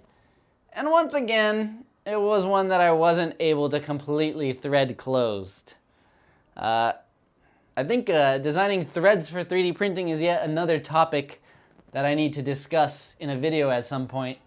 Because, you know, Fusion 360 has a built-in tool for designing threads. And they are printable, but there's definitely ways to make them more printable and easier to print and to work with more printers. But yeah, this light berry is a pretty cool idea because it has a whole compartment on the inside that was meant to house some LEDs. I think up to 6 LEDs in a very compact spot. Once again, it was, I could tell that it was going to be really challenging for someone like myself to get that to work. And I didn't really have the best LEDs for the job. So I didn't give it a shot. And in any case, I don't think I would have been able to do it because I got this screwed on halfway and now I can't unscrew it again. So speaking of thread designs, besides just making the tolerances loose enough that you can screw it in easily, you also need some way to grab onto this thing. And this egg shape is about as tricky as it gets.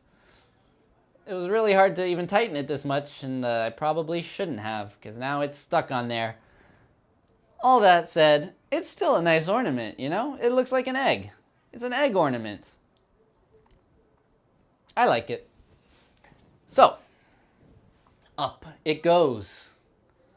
I'm going to put it next to the other light here. Oh, we actually got 3 lights. We got the lantern, the Christmas light, and now this Tippy light. It's kind of hiding behind the snowman, but it's peeking out there. Phew! Yeah, it is a clever design. If you want to see it lit up, once again, it's Thomas, T-O-M-M-A-S, D'Amico, D-A-M-I-C-O 1. That's their My Manufacturer username, and they do have a picture of it working with the light inside. They put a red light inside, so it looks very nice and Christmassy. Yeah. I just wish, I don't know. I wish it could have worked with something with a switch, or you kind of just had to assemble it and the light would just stay on until you took it apart and pulled everything apart.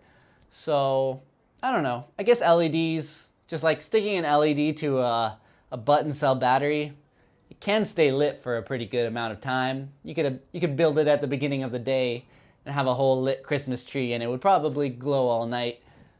But yeah. All right. The next design is also by Thomas D'Amico 1, and it is our third Springo. Another Springo berry, in fact. Here it is. This one is extremely Springo-y. So in its compressed form, it's, I think, almost, if not exactly the shape of my standard berry, and it's just been Springofied. And of the three Springos, this one has the thinnest coil. And it also, the tool on the inside is kind of peeking out. So it's kind of a borderline acceptable one. But it is extremely springy, which I like. The tolerance between the layers was maybe a little too loose. That's one of the tricky things with Springos, is you gotta be really mindful of the gap. And as I was redesigning the holiday Springos I was reminded that you can't just use the same gap for every Springo. Generally, a 0.3, 0.32 millimeter gap is about what works best for me.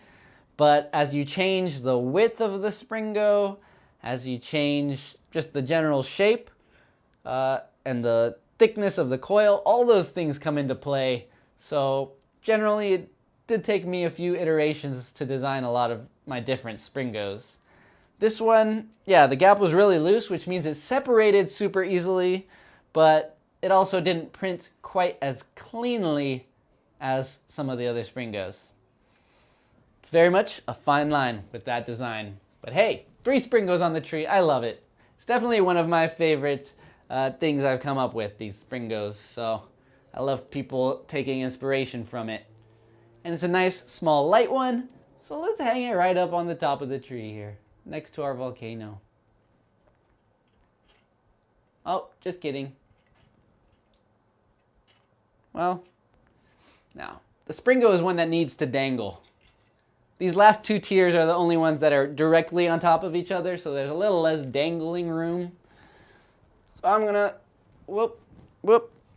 yep, I'm gonna hang it right here so it can dangle. There we go. It's not the only thing dangling on this tree now. The whole thing's kind of rocking. Oh my God, I just heard something. I hope it was outside and not the tree crackling. We are so close to the finish here. So close. All right. Next up, Vivilaine. Vivilaine? I don't know exactly how to pronounce your name, but another one of my most prolific contributors to the Discord channel. Always, yeah, and a patron as well. So thank you, Vivilaine, and they submitted 2 designs that I've been able to accept into the competition. And the first is what might look like a modest gift box, but it houses a surprise. Oh, a heart and a bear. Yes. How fun is that? It's a little pop-up bear, and this was actually designed entirely with friction fits. So believe it or not, these parts just pop together. And whoops. The gift box, if you close it all the way, it'll also stay closed, which is pretty cool. If you give it a little shake, out pops the bear. I really like this one, and you know, I've had family peeking at my ornaments here and there, and this one is very delightful. It has an element of delight because it tells a story, I guess, or you discover something as you're playing with it. The element of surprise, something playful, interactive. I love it. One thing I would have liked is maybe a little more detail on the outside here. It is maybe part of the fun that it's so unassuming until out pops the bear. But like some of the other gift boxes, it would have been nice to maybe just have the details of a ribbon wrapping around or something like that. A little pattern. In any case, I printed it with tricolor filament, so it looks really cool. And yeah, it's super cute. It is also, with the direction of the stem, the bear is going to be facing sideways. But it does have detail on every side of the little inside bear, so that's really cute and fun. It is one of the bigger ones, so where will it go? Well, there ain't much room left, so... Oh, here we go. Kind of near the center. And yeah. Oh, sorry. Forgot the camera it, but it's right there. It's half hanging, which is probably good. I don't want it just popping down on its own and shaking the whole tree up. Chase, thanks for the tip. Appreciate it. Merry Christmas. And let's take a look at the next design by Vivilaine Roosen. Vivilaine Roosen designed the ambiguous ornament. So let's see if I can get the light on this. So this is based on my ambiguous cylinders, where from one angle you've got a circular design, and if you see it from the other side, it's a star. Woo! Kind of tough to capture again. And you know, like the original ambiguous shapes, the most effective way for this illusion to be viewed is with a mirror behind it. That way you see both shapes at the same time. I do commend the effort here. I think it's maybe a little clunky as an ornament, because it does have this large part in between to house the snapping mechanism and to be able to print without supports. But I think it's a really cool effect, and Vivilaine is probably maybe the best person who, or maybe designed the best snap fit mechanisms of this competition. Both this one and the bear, they really snapped together. And I don't know, maybe it just was coincidence with my printers that it worked so well, but I appreciate that I didn't have to use any glue for this one. So let's go ahead and stick that just above their other one right here. Okay. Alrighty, ready. All right, we're on to 99. Number 99, we're on to the W's. So, these next two I'll present together because they're kind of variations of each other, and they're both designed by Vespen Koenigen. And they are a couple of reindeers. So actually, reindeers number 2 and 3 for this Tippy tree. We've got a pixelated one, and then a more organic one. And just like the other reindeer on our tree, the idea is that the stems kind of make the antlers.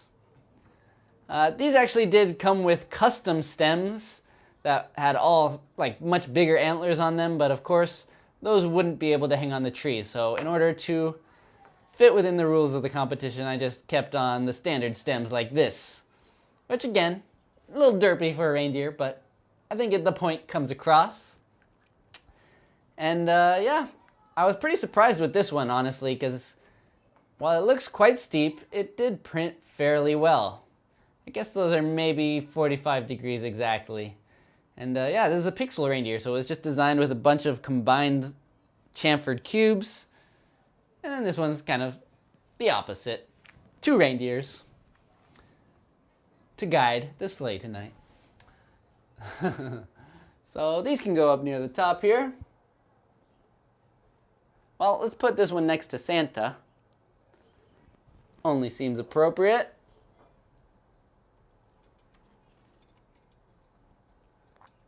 Gulp. Silence, please, during this extremely sensitive final moment. All right. We've got another space here, but let's put one on this side. Up here at the top. The tippy top, some might say. Woo! All right. We got 2 more designs, and then there's also the ornaments I designed. I think there might be a little bit of space to put those on, because, you know, might as well. But for our competitors, we finally got Wash One. Wash One, another Discord community member. So great to have so many of you competing and being here for the stream. So this one's really fun. It's a frozen dessert. Frozen yogurt is what it looks like to me. But yes, once again, a fun spiral. Always cool to spin it around and get that spirally effect. And yeah, this one was pretty cool in that it managed to print upside down like this. While the overhangs do look a bit extreme, certain designs like threads and spirals can manage to get away with steeper prints because it's just printing upwards and around at the same time. It's just smaller overhangs being added together. And yeah, this ended up printing very cleanly. I did 1 filament swap to make the cup and separate it from the frozen dessert. It's quite simple, but I really like the spiral, and I think it's super effective and very clear what it is. So let's put this right in here next to the Tippy treat. That seems like a good pairing. Huh. I've got 2 spaces left and only 1 more user submitted design. Maybe I put too many on the front. I think the ukulele might have to move. No, I'll just put my ornaments on as well. Okay then, our final design, submitted by all of you wonderful audience members, is also by Wash, and it is a Tippy twister. This is based on another one of my pretty early projects. It's been many years at least. It's this little fidget twister, and Wash recreated it as an ornament. And I don't know if it's just been scaled and squashed, but this is definitely a little bit larger than my standard Tippy twister in order to fit the mechanism inside, which they've done a great job of doing. And yeah, I got it to work really well first try. Fun to fidget with, as ever. And yeah, another fun thing to put on my tree. I love that there's so many different ornaments that are inspired by projects I've done in the past that become a part of this massive tree. I guess my one constructive criticism is that I had 2 versions of this. One where you pause the print and drop this in, and another where you can screw the top in. So this is the print in place version, which is maybe a little more finicky, a little likely to fail, but again, I got it to work first try, so it worked out. Tippy twister. Where are you gonna go? I think right up here next to the UFO. Hopefully not a UFO, no.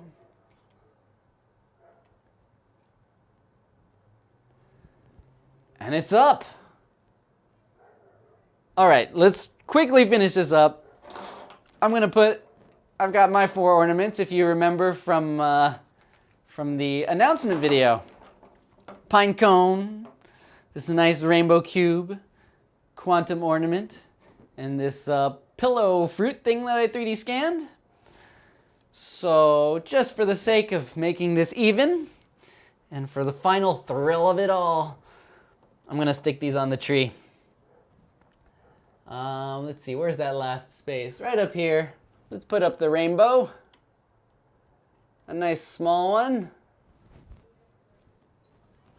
And then right down here next to the nutcracker. Oh, well, that's about it. I'm gonna have to make 2 more spaces. Let's do it. I'm gonna put the pine cone here because it's another nice brown object to go next to the ukulele.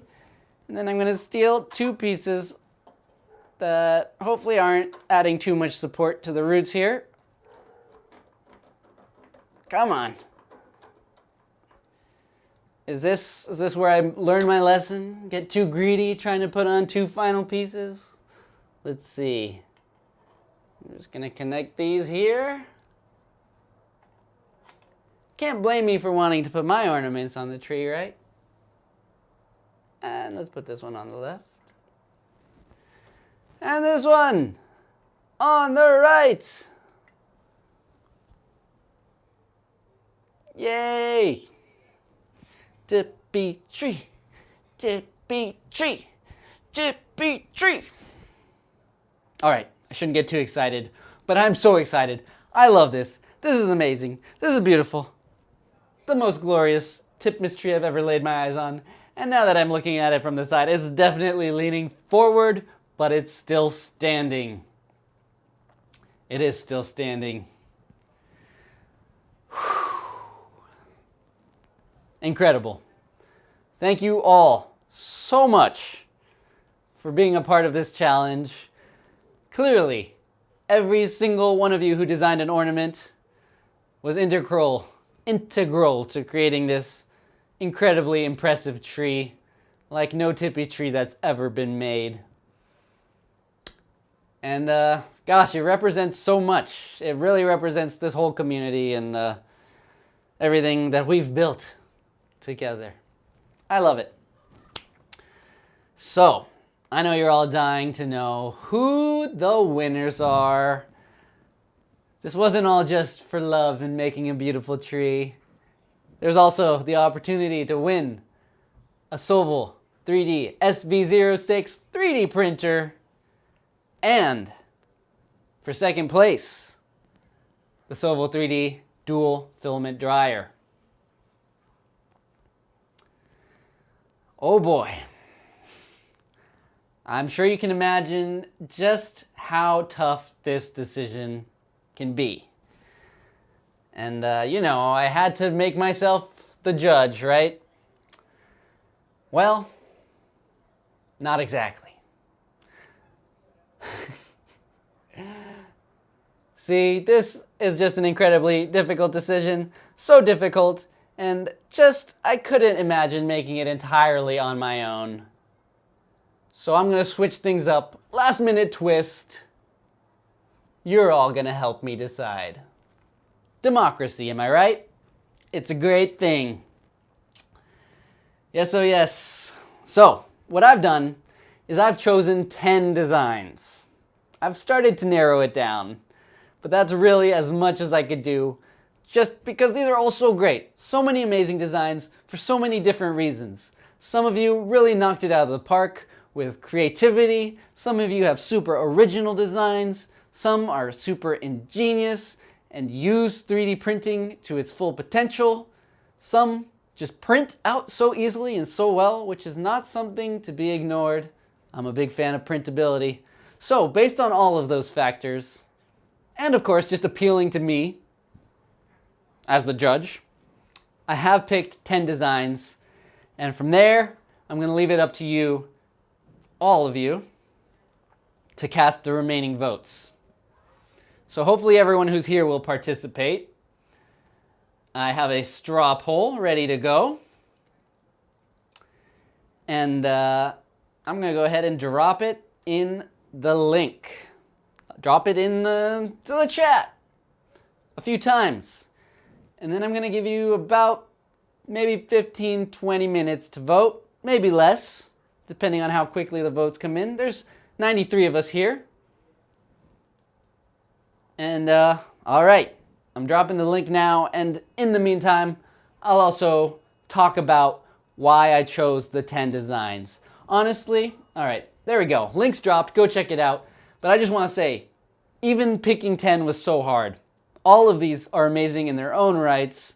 I hope everyone who designed an ornament and is seeing it as a part of this massive tree is super proud of being a part of this project. And I will have some kind of special prize for every single one of the participants. I'll talk about that a little bit later. But in terms of picking the winners of the competition, I'm leaving it up to everyone in the chat. You can vote for up to 3 of the designs. 1 to 3. Make your careful selections, whether you're part of the competition or not. Of course, you can vote for yourself. That's the perks of being one of the dedicated viewers of this stream. You know, you survived 3.5 hours. That deserves a vote. Anyways, I think I'll vote 2 actually. I might as well, right? Pick my favorite 3 in secret. So hopefully some of you are already checking out the link and seeing who I chose, but let me talk about them a bit. In no specific order, the 10 winners are, first, this bear present, the little pop-out bear. I mean, for one thing, it's super clever and there's no other ornament like it on this massive tree. I really like the element of surprise. In fact, one of the main reasons it's on the top 10 is because as I had my family members take a look at all the ornaments, just taking peeks, that one really caught their attention as being really delightful and a fun surprise. You just, you know, it's not there, it's there. Peekaboo. Who doesn't love peekaboo? Next up was the Trapped Santa. This was one design that it printed in a single part. It had all these filament swaps that ended up making a really beautiful graphic design. It fit really well into the aesthetic of the game of Tippi Tree. And I just love the fact that it swings on the tree like struggling Santa Claus. In fact, it's swinging a bit too much right now. I gotta straighten that out. Yeah, it's just a really fun image. It tells a story. Santa's stuck in the chimney. And it's super easy to print. Like I said, printability matters a lot to me, so to make such a fun and playful design that is really hard to mess up on any 3D printer, I really appreciate. Next, there was the Tippy Spiddi. That little spider, I mean, it's pretty much exclusively cuteness factor for that one. I thought that was among the most adorable designs here. It's a spider, which freaks a lot of people out, but it was done in such a cute and fun way, in a very geometric look. It almost reminded me of a Minecraft spider, and clearly Minecraft somewhat influenced the design of Tippi Tree as well, so it works so well with the game. Then we've got the Swinging Gingerbread Ornament. This one, despite being a bit tall, it's another one that has a bunch of character. It's another one that had consideration to how it would be displayed, hanging from the tree, dangling, and it was really fun. Designed super well with great friction fits, and yeah, even a few variations included. That was really fun. I'm gonna throw the link in the description in the chat again, just to make sure you still see it. Moving on, the hollow bauble, that little shaky ornament where you put all your filament scraps inside. I thought that was really creative. The use of vase mode, which is one of the coolest features of FTM printing, like a way to get really clean prints very simply with minimal filament, and it's just really effective as a design. It's got that acoustic element again. Once again, that's a little bit of an element of surprise. All of these have a little bit of that. In the same regard, the springy garland, despite probably being the simplest design among the top 10, it was just a mechanism that I hadn't seen before and used to great effect to replicate the garland wrapping around a Christmas tree or an ornament. The fact that it printed as a spiral, you melt it down into place. It's got like a DIY component, but it's so simple that all you gotta do is point a hairdryer at it. I thought that was really fun and cool. Next up was the bodysnatcher guitar. That's the one where, you know, I kind of took the compliment there. It was an homage to one of my favorite designs on the channel here. And it was done So well designed that it prints really easily, and it also represents the original design very closely. I thought that was really cool, as well as the little Sharpie element. Then there was the dodecahedron, which, despite being super simple, again, that's not a bad thing. It's super easy to print, and yet so effective, especially if you print it with a shiny filament. It catches the light and has all these stars hidden inside of it. And it's the shape of the berries, you know, it fits in really well. The size, just the general look and simplicity and effectiveness of something like that, I really liked it. Then there's the Twisty Springo fruit. There goes my voice. Despite there being 3 Springos on the tree, I think that one of them had to win. And this one got the vote because, for one thing, I know that a lot of consideration went into making it evenly springy. It was to me, it had the best gap. The snowman was a little bit tight, tough to separate. The other berry was very loose, and kind of, because of that, it warped a little bit. This twisty berry was the perfect in-between, has a great dangle to it, and I was really impressed at the ability to incorporate the space to snap in the stem and have that whole mechanism on the inside and have the Springo wrap around all that. It really makes me want to revisit Springos for the millionth time and do some more stuff with them. It's always a fun concept to play around with. And then there's the Spool Stack. That's number 10, which is right there. You know, we're all 3D printing nerds here, so it's great to have something related to 3D printing. And I think it's such a fun way to show off a bunch of different filaments. You can have your 3 favorite filaments and have them in a stack there. It's fidgety, it's fun. So there you go. That's my top 10. And yeah, you know, maybe it's a bit of a cheap out. Maybe I should have chosen the winner all by myself, but that just didn't seem right. You know. So here we are.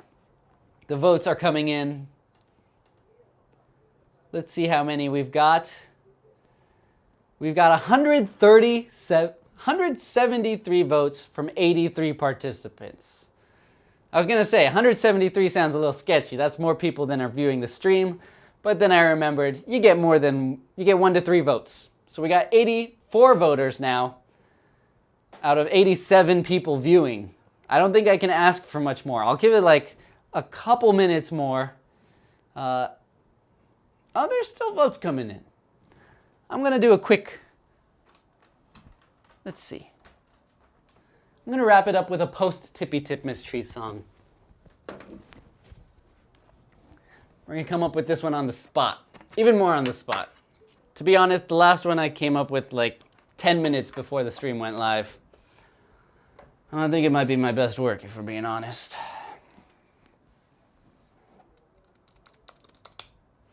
All right. We're going to use the same beat, but we're going to throw some effects on it to make it a little different. We're going to make this one wild.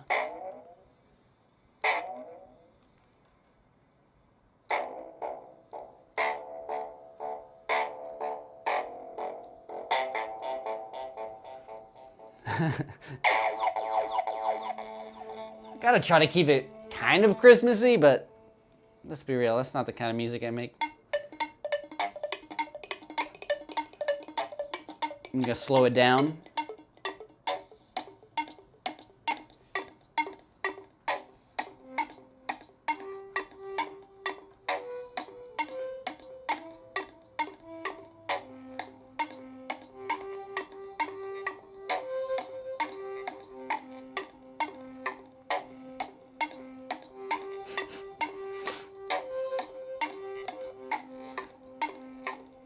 This one definitely sounds less Christmassy.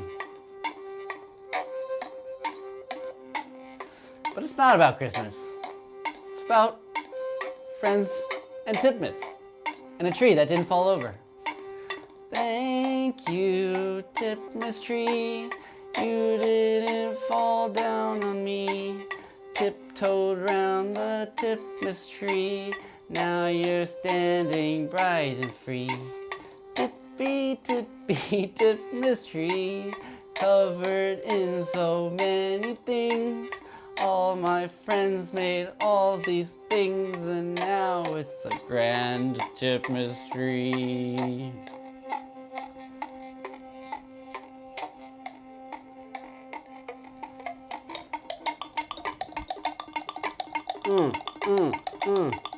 Rocking it around the Tipmas Tree. How did this thing not fall down on me? Well, there's a secret that I gotta reveal.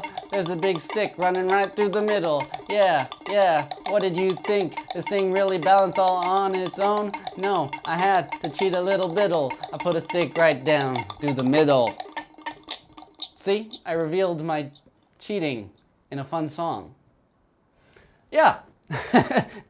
So to make this tree stand, I designed slightly modified parts that have a hollow core so that I could stick a pole right through the middle. Just a little 3/8 inch wooden dowel running from top to bottom. It definitely still could fall over. It's definitely leaning forward like 4 degrees, which you can't see from the front there. But clearly I did just enough to keep it standing.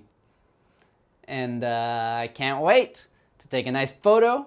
I think I'm gonna slowly disassemble it as well and then make a stop motion out of it or something. I really wanna credit this amazing design. Sorry for that song, that was even worse than the first one. But hey, we're here. The votes are in. The votes are in, and the votes are clear. Over 100 participants. I'm gonna call it here. So, with that said, I guess you could probably see the votes already, but pretend you can't. I'm gonna unveil them here. The grand surprise reveal. In second place, with 14.15% of the votes, it is the Trapped Santa.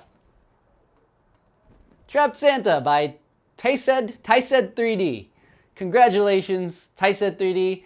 You designed a lot of ornaments. Clearly, you put a lot into this and you worked hard, and it paid off because the people like your design. And honestly, that was definitely probably my top 2 as well. It's just really effective and perfectly made for this method of 3D printing. And it tells a story. Super fun. Finally, first place. The votes are slightly changing, but I'm calling it. With 14.9. Now, gosh, it's 1 vote difference. But the winner is Maker Owen 3D with the Twisty Springo fruit. Dingle dangle. There you have it. Votes up. Congratulations. Thank you all so much. I couldn't have asked for a better Tippy or Tipmas Tree. I couldn't have asked for a better way to celebrate the day than hanging out with all of y'all and suspensefully building this thing up. And gosh, is this not so grand? This thing looks awesome. I actually am just looking at it through the little preview screen on my computer right now, but I cannot wait to step out in front of the desk and actually just look at this thing head on. It is monumental. I think that's the word for it. And like I said, it really describes the effort, the spirit of collaboration of this community. 3D printing in general is a really awesome technology, and the fact that it makes us all really excited about making things, makes it easier for us to make things. All kinds of crazy things, just about anything we can imagine. Anything I can imagine is on this tree. Well, anyways. Thank you all so much for participating. Like I said, as a little consolation prize to everyone who participated, even if I couldn't squeeze you all into the top 10, you're all amazing. And for that, I'm going to give you access to, well, you couldn't really get a good look at it yet, but we've got this special super trunk. the Tipmas Tree trunk. Oh my. Well, it's gonna be hard to show. But we got an extra special, extra large trunk. There we go. It's covered in presents and whatnot. And I did have to use a 3D pen because I designed it this morning. Still has work to do. But once I refine that, I'm gonna send it to everyone who participated in the ornament contest. Even if your ornaments didn't qualify, anyone who submitted anything, I'm gonna try to get this link to you so you could download the special tree and the star, the special star. Maybe I'll I'll probably release the star at some point, maybe next Christmas. But this trunk is gonna be special and exclusive to all the participants. Underneath it has a little engraving TT22 for the Tipmas Tree of 2022, the one and only first and greatest Tipmas Tree. Will there be another? I don't know. I like to switch things up. And also, I don't know if I ever want to sing those Tipmas Tree songs again. Yes. Anyways, thank you all so much. It's been great. It's been hectic. Like I said, I don't envy Santa for having to do this every year. It was a lot of work building this. And I know it was a lot of work for those of you who participated too. So I really appreciate that you helped make this such a fun competition. And I'm sure everyone who watched the stream enjoyed it as well. Anyways, I'm not gonna drag this on any longer because we've been here for quite a long time. Yeah, hopefully you all enjoyed it. I'd like to do more live streams and design stuff live together in the future. Let me know if that sounds fun to you. If you have any feedback whatsoever, ever, feel free to leave it in the comments. And as I said, the Discord chat. It's a fun place to be. You can find a link to it in the description of most of my recent videos. It's an open invitation. Come join. I'm checking it out pretty much every day. So share your prints, share anything that's going on in your life. And we're just there to be a community and have a fun time. So yeah, community built this tree. All right, I love you all. Merry Christmas, Tippy Tipmas. Have a great rest of the year, and let's just keep on moving forward and keep making awesome stuff. And as always, stay inspired. Oh, Tipmas Tree, Tippy Tipmas Tree, please don't fall down on me. Oh, Tipmas Tree, Tippy Tipmas Tree. I already forgot the lyrics. Bye.